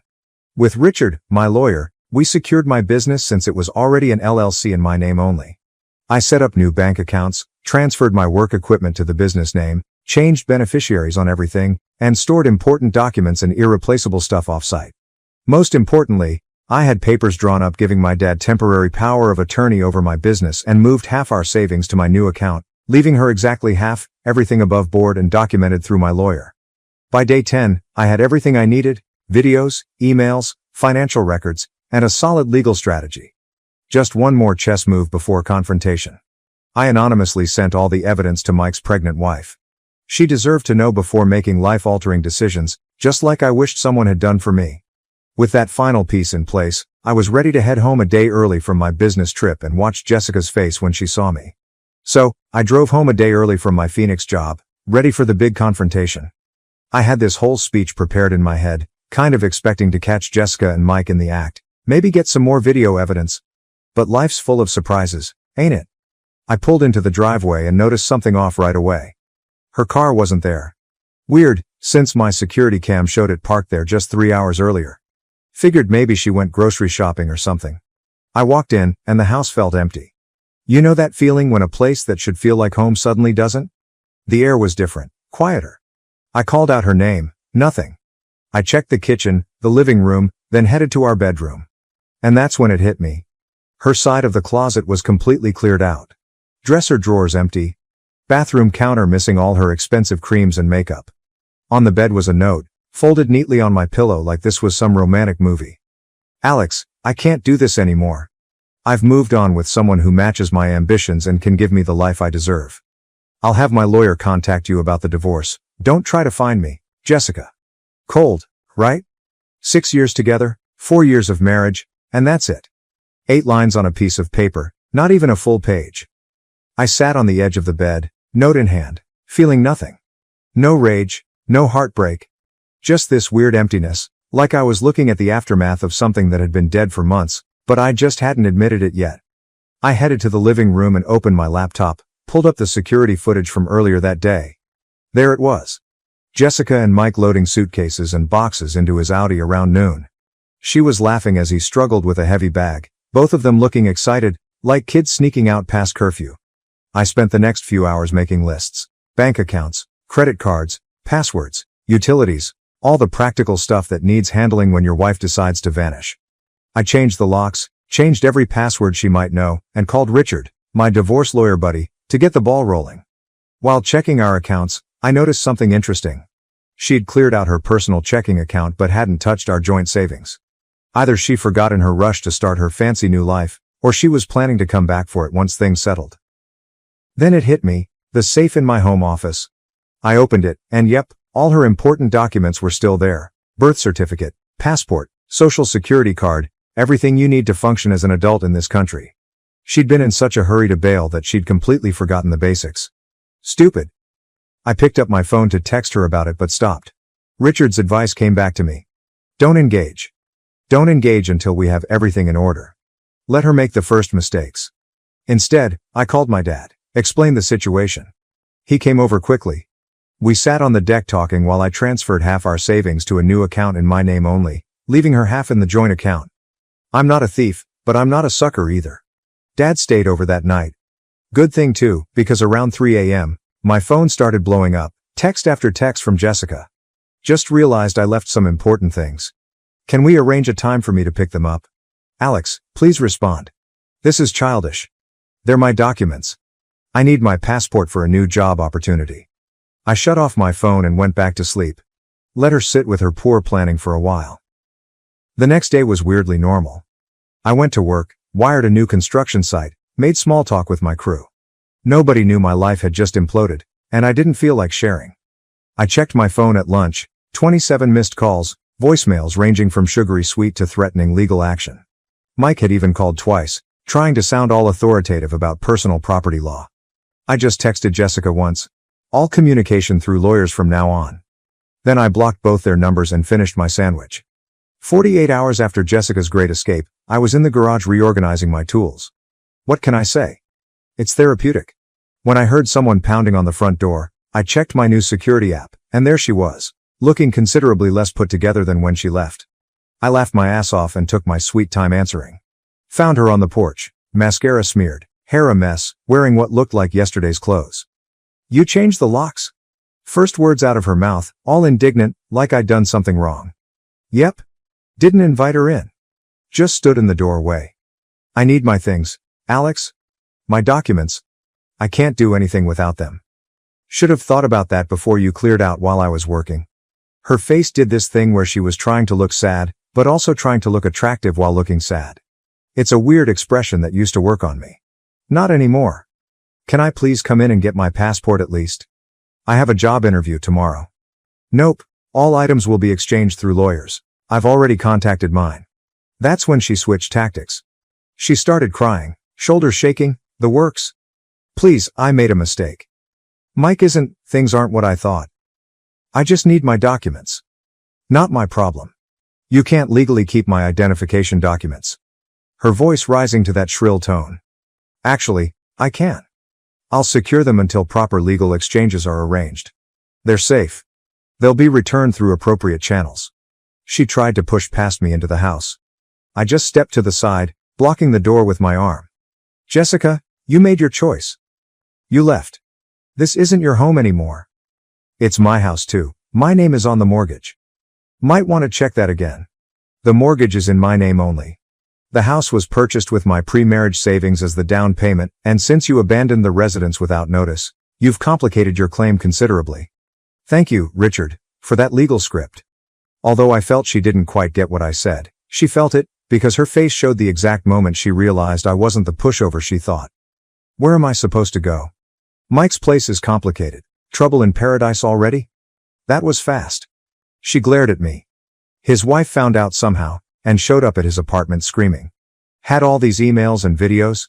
Did you have something to do with that? I just shrugged. Sounds like karma to me. I have nowhere to go, Alex. Let me stay here until I figure things out. Just for a few days. I'll sleep on the couch. No. You're being cruel. Full waterworks now. After everything we've been through, it would be leaving someone with a note after 4 years of marriage. Cruel would be screwing your boss in our bed while I was working my ass off providing for us. Cruel would be planning to clean out our accounts once his bonus came through. Her eyes went wide. How did you? I know everything, Jessica. Every email, every plan, every complaint about my lack of While you were falling for his lease car and maxed out credit cards, she crumpled onto the porch steps, sobbing for real this time, not for me, but for her perfect exit strategy falling apart. I almost felt bad. Almost. I'll have Richard contact your lawyer about document exchange. You should go now. I closed the door, watched through the security cam as she sat there crying for another 20 minutes before finally calling her sister to pick her up. Later that night, my phone lit up with a text from an unknown number. This isn't over. You had no right to ruin everything. I forwarded it to Richard with one comment. More evidence for the file. I spent the next couple of weeks focusing on work and getting my life together. Had a massive rewiring job for a restaurant downtown that kept me busy. Plus, Richard was putting together our divorce strategy. And yeah, it's been 3 weeks since she showed up crying on the porch. The document exchange finally happened, supervised by both our lawyers at Richard's office. Jessica showed up looking rough.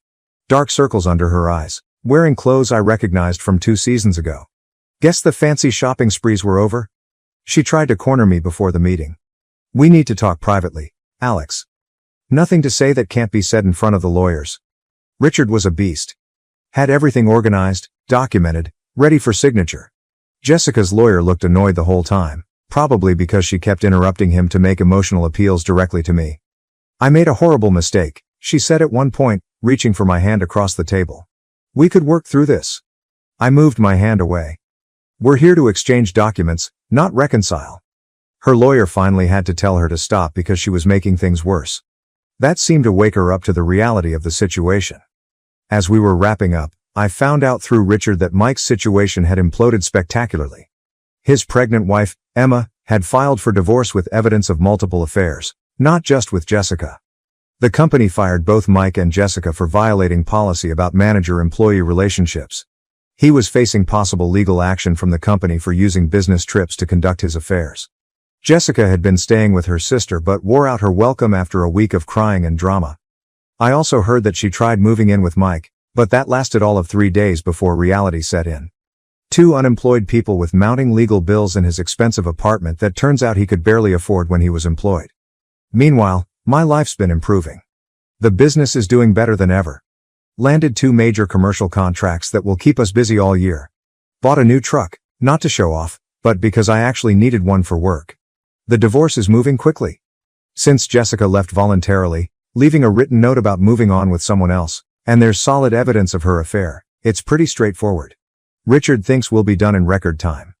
Jessica still tries reaching out occasionally, text from new numbers about how she misses what we had and made the biggest mistake of her life. I don't respond. Nothing left to say. Last I heard, she moved back in with her parents in Ohio. And I'm pretty sure that Mike's sleeping on his brother's couch and working at DoorDash to make child support payments. Their grand romance lasted less than a month. In the real world, some of my friends ask if I regret how I handled everything. If I was too harsh or calculated. I tell them the same thing. When someone shows you who they really are, believe them. And when they're planning to screw you over, there's no shame in protecting what you've built. My old man told me something that stuck. In electrical work, you always plan for the worst-case scenario because it only takes one mistake to kill you. Turns out that applies to marriages too. Life's not perfect now, but it's real. And it's mine. Met that chick at the job site the other day. Been grabbing coffee after work a couple of times a week, and I'm already developing feelings for her. Nothing serious yet, but there's something about a woman who can thread a pipe and talk circuit breakers that just works for me. She laughs at my dumb jokes. Lisa thought she's the only woman on earth who laughs at my jokes, and she doesn't look at her phone every 5 seconds when we're together. Crazy how you don't realize what you're missing until you actually have it. No regrets. Thanks for coming to my TED Talk, Reddit. You guys helped more than you know. Edit. Holy thanks for the gold. To answer the most common question, no, I won't take Jessica back. Not even if she changes some wires. Once crossed, can't be fixed. I found out my child is my brother's.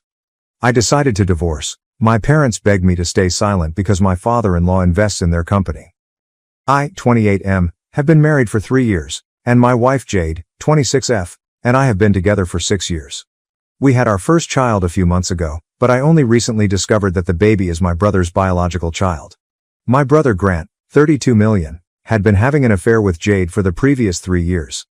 It began just a few weeks after our wedding, and I had no idea until a few weeks ago. To be honest, I had been having trouble connecting emotionally with the infant for some reason. I had been feeling like a bad father because I didn't feel very attached to my own child. I still don't understand why that was happening. Maybe it was just a gut feeling. One night, I was discussing this with Jade, and I burst into tears because I felt so guilty. Instead of soothing me, she began sobbing uncontrollably. That's when the full truth came out. She agreed that it wasn't my fault that I didn't feel connected to the baby wasn't mine. She had already received the paternity test results but chose not to inform me.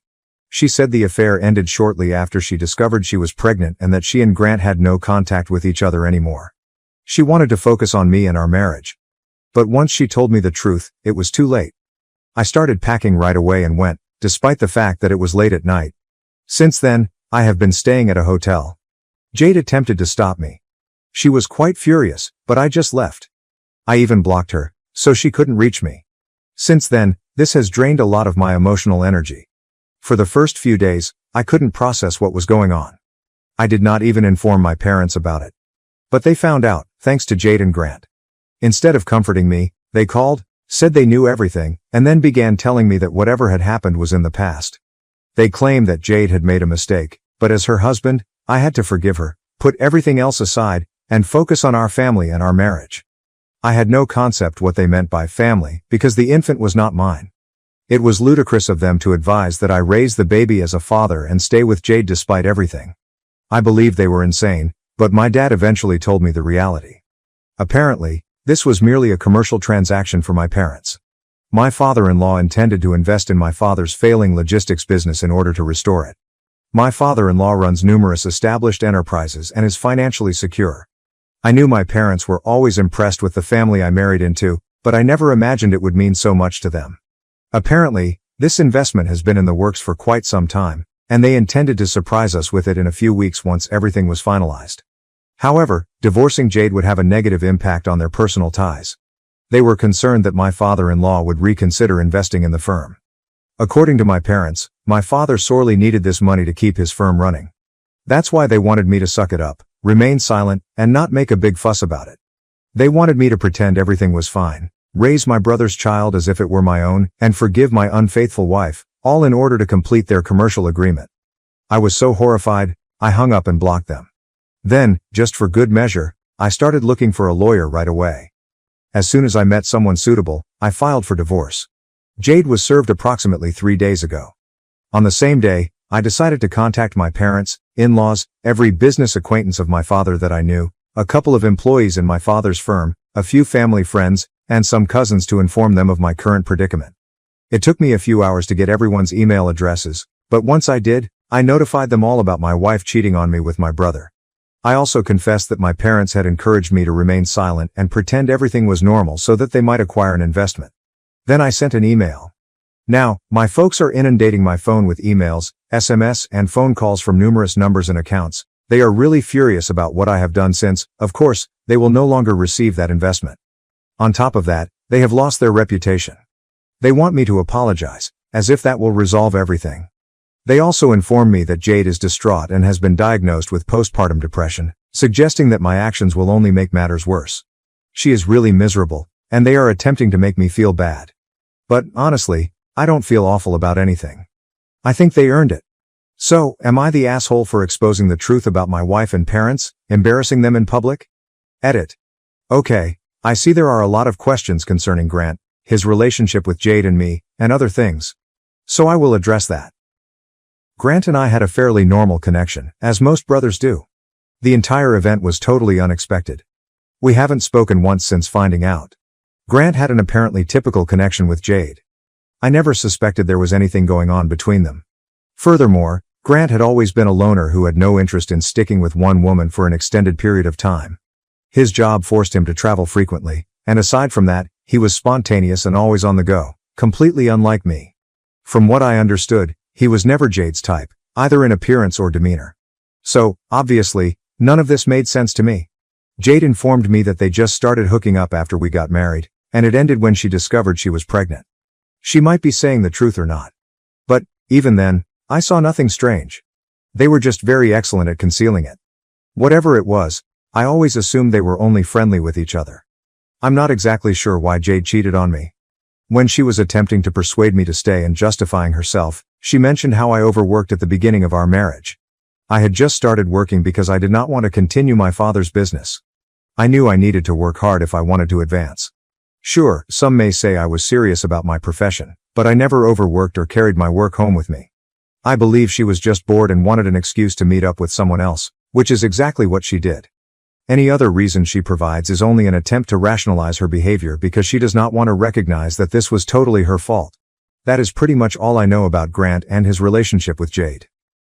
Update 1. Thank you all for your comments and support. It means a lot to me, especially given my current situation. Everyone hates me, whether it's my parents or my in-laws, because they believe I embarrassed them by informing so many people about what Jade did, including those who didn't need to know. It's been a few days, and I've spent every second either drowning in work at the office or returning to the hotel and deleting the innumerable texts and emails my parents continue to send me from various accounts. They are absolutely relentless. They're simply not going to quit. I try blocking them, but they keep creating new accounts and numbers. I'm not even sure why they're going to such extremes. The damage is already done. My apologies will not change the reality, nor will they become more respectable. My in-laws reached out to me a few days ago. They explained that my email was entirely unnecessary. They discovered who else I had emailed it to and accused me of sending it to a group of individuals my parents knew solely to disgrace them. However, they allege that because I did so, Jade was also humiliated. I don't understand why I should feel awful about that. That woman literally cheated on me with my brother and was content to let me believe the baby was mine, enabling me to raise my brother's child as my own, until she broke down that night. She did something disgusting. She completely earned this. I didn't bother responding to my in-laws since I really just want to move on from this. I'm currently waiting for Jade's lawyer to react to the divorce filing. In my opinion, I've been quite fair, and I just hope she doesn't complain about anything. As for the baby, it isn't mine, so I won't be donating anything. I might be the father mentioned on the birth certificate, but that makes no difference to me. I don't detest the baby or anything. In fact, the baby is the only fully innocent individual in the whole affair. I honestly feel horrible for him because he will pay the price for his parents' misdeeds. Even still, it is not my job to care for a child who is not biologically mine, especially if the real father is my brother. If Jade brings up anything regarding the kid, I already know I'm not going to accept responsibility. I'm basically ready for every potential circumstance because I have no idea what to expect right now. I haven't spoken to Jade since I left, and I don't want to ever speak to her again. I know she is unhappy right now, enough people have told me so. Even as I was leaving, I could tell she was really sad. I just hope her pain doesn't lead her to believe she can dispute the divorce and convince me to stay, because that will never happen. At all costs. I will do whatever it takes to get out of this circumstance. In the meantime, I'm hoping she doesn't drag this out and make things much more difficult than they currently are. Please keep me in your prayers, and I hope she does not oppose the divorce and make matters worse for everyone concerned. She still has a few days to respond, so I'm praying she makes the correct decision. Update 2. Hello everyone, it's been a week since my last update, and today I finally received a response from Jade and her lawyer. Fortunately, she is not opposing the divorce.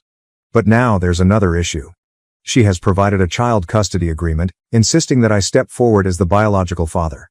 She even wrote a statement stating that because I am included on the birth certificate, even though I am not the biological father, I have been involved in the baby's life for the past few months and must accept responsibility, whether I like it or not. It was infuriating. The name on the birth certificate is meaningless in comparison to the paternity test findings.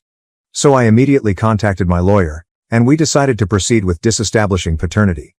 That way, I can be legally released from all obligations for the infant. Until the legal process is completed, I will be presumed to be the legal father. But the infant is just 4 months old, so I don't believe it will matter too much. I'm still optimistic that the procedure will be done shortly. My lawyer promised me that the process would not be difficult. Given the baby's age, my absence is unlikely to have any effect on him. He'll most likely forget that I ever existed in his life. It would have been a much bigger problem if I had discovered it later, when he was older. But for now, everything should be good. To be honest, I'm pleased I found out when I did. If this had occurred later, I'm not sure how difficult it would have been to deal with, especially emotionally. I might have developed a bond to the baby, making things even more confusing. I am also relieved that I was unable to bond with the baby at first. I had read about it online and discovered that many new parents face similar challenges, so I hoped that with time, I would bond with the baby like a normal father. But now I thank God that didn't happen. The remorse I felt for not connecting with him prompted me to confess it to Jade, revealing the truth. If I had bonded with the infant, I might not have found out. That is the only silver lining in this whole mess. Another source of relief is that, in recent days, my parents have finally decided to back off. At least temporarily. I'm not sure what their future plans are, but happily, they haven't texted or bothered me. It has just been radio silence. Now that I've had some time to evaluate my future, I'm thinking about moving out of the hotel and into an apartment near my workplace. At the moment, all I want to do is work and sleep. Of course, I can't remain at a hotel indefinitely, it'll get too expensive. So I approached a few acquaintances to put me in touch with a realtor. I'll see where it goes. I've also started responding to everyone who answered my email. Surprisingly, quite a few people expressed sympathy and compassion for me. I'm not sure if their worry was real, but I decided the nice thing to do was answer. Now that I think about it, they must have felt odd receiving such an email. The very least I could do was acknowledge them. Almost 90% of the folks in my family who received the email expressed sympathy and confidence that everything will be all right. The majority of the employees ignored the email, but a handful of my father's business associates responded in like. I thanked everyone, including a few folks I hadn't originally contacted. I'm guessing they got out from other sources, as I'm sure this spread like wildfire as family gossip. But as long as people reach out to express their sympathy, I'm fine with it. At the very least, they are not attempting to obtain additional information. It may appear needy, but right now, I'm quite content to receive whatever lovely words come my way, whether they're true or not, from friends or relatives. Because, no matter how unhappy I am, I still miss her. I miss being with her. I miss my parents and family. I miss when everything was normal. Despite the fact that they betrayed my confidence, I believe it is quite reasonable for me to feel this way. It's not like I can turn a switch and stop caring. It will take me a long time to completely digest everything. But for the time being, I'm in a strange emotional limbo in which I'm unsure how to cope. I feel quite alone right now, but I suppose things will improve someday. I don't think I'll ever be able to totally accept it. Jade was the first woman I ever truly loved. But life won't stop for me. I still need to work. I still have to deal with all of the practical issues, and I have to keep going forward. It sucks. But that's the way it is. Update 3. Hello, everyone. I filed a petition to disestablish paternity about a week ago, and both parents were summoned before family court. Of course, Jade lost her head over it. She didn't know how else to contact me, so she created a phony Facebook account and began phoning me over Messenger. This happened yesterday while I was at a meeting, so I had my phone on quiet. I hadn't even noticed it at first. Later, when I checked, I discovered that she had contacted me approximately 12 times in 45 minutes. She had also sent me a slew of angry messages when I didn't answer. Apparently, she believes Grant and I have ruined her life. She told me that she did not break up with Grant after the pregnancy. Rather, he dumped her after discovering she was pregnant since he did not want anything serious. That's when she decided to continue with me, knowing that I was committed to her. But then she discovered that Grant was the father, so she tried to contact him again. This time, he simply informed her to end the pregnancy since he was not ready to be a father and had no intention of committing to her. She kept attempting to reach him, but he simply ignored her. He eventually blocked her totally. She told me everything in her messages. Now she accuses me of abandoning her, just as my brother did. And that, it appears, is how the two of us ruined her life, by leaving her alone with a baby. Grant has made it abundantly apparent that he is not interested in raising the child with her. Even if she gets him to pay child support, she won't be able to make him a true parent. And now, she claims, she and the baby will suffer. I cannot understand how any of this is my fault. I can see why she believes Grant ruined her life, despite the fact that she had an affair with him knowing exactly who he was and that he disliked being tied down. But how does she blame me? The mental gymnastics here are insane. After reading her communications, it became evident to me that she only wanted to play the victim. In any case, I didn't want to talk to her, so I blocked her. If she knows what is best for her, she will not argue the paternity issue and will allow me to disestablish fatherhood peacefully. This allows her to save time, money, and resources while focusing on getting Grant to step up and pay child support. She's pursuing the wrong brother. That's all I have to say about it. Anyway, the whole problem will be resolved in court, so I don't want to worry about it right now. In addition, I had my parents' support. But recently, I believe they have chosen to leave me alone. In my previous update, I noted that they hadn't troubled me in a few days. Since then, they have not texted me at all. This could be the quiet before the storm, or they may discover they have already lost their reputation and investment. Making me apologize won't solve anything for them. According to what I've heard from a few relatives, my parents have gone utterly missing. They have canceled all of their social media accounts, stopped communicating with family members, and, as far as I know, my father's business has been defunct for quite some time. People believe he is in the process of selling everything, which is why the company is closed. If that's the case, I know he'll be devastated. He was always quite proud of what he created. Ah well. My father is almost in his late 50s, so I hope he has enough savings to retire. I don't believe he can start again and work for someone else at this point in his life. I am not on good terms with him right now, but I know he used to work hard. Perhaps he messed up recently, but he had always tried to be a decent parent to me. So, I hope everything works out for him. That being said, I hope I don't have to speak with him for a while. I'm just not prepared for it yet. Even without me, they still have Grant. He makes a nice living, and I don't think it bothers them that he is rarely at home. He does not have a family, and I doubt he intends to establish one. So, if my parents don't have enough savings, they can always rely on Grant.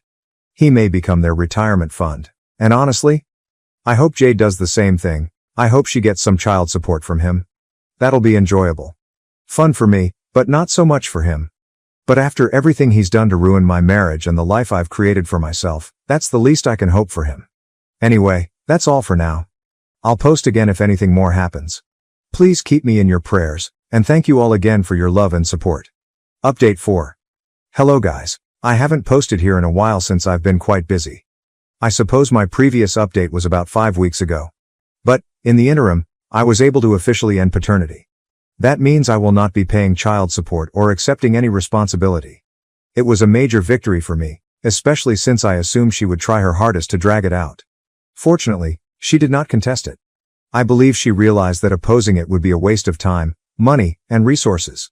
Clearly, the family court judge was no fool. She had already refused to comply and provide the paternity test results, so I had to do them separately. But this was not going to influence the outcome. She could have kept it for as long as she wanted, even 10 years, but it would have made no difference because I was not the father. Anyway, I was able to verify that the infant was not my biological child. And because I had only been in his life for 4 months, the court determined that my absence would have little influence on him. That is how I obtained what I desired. Since then, I haven't spoken with Jade, and happily, she hasn't bothered me. My parents' firm has been sold, and they are preparing to relocate, according to a handful of cousins. They've only told a few individuals where they're going, those who have stuck by them during this whole ordeal. But really? It's not difficult for me to guess. I believe they are relocating to my uncle's home in Iowa so that my mother can join her brother in managing the farm they inherited from their parents. This was always her plan. She had offered it to my father several times over the years, but he had no desire to leave the city.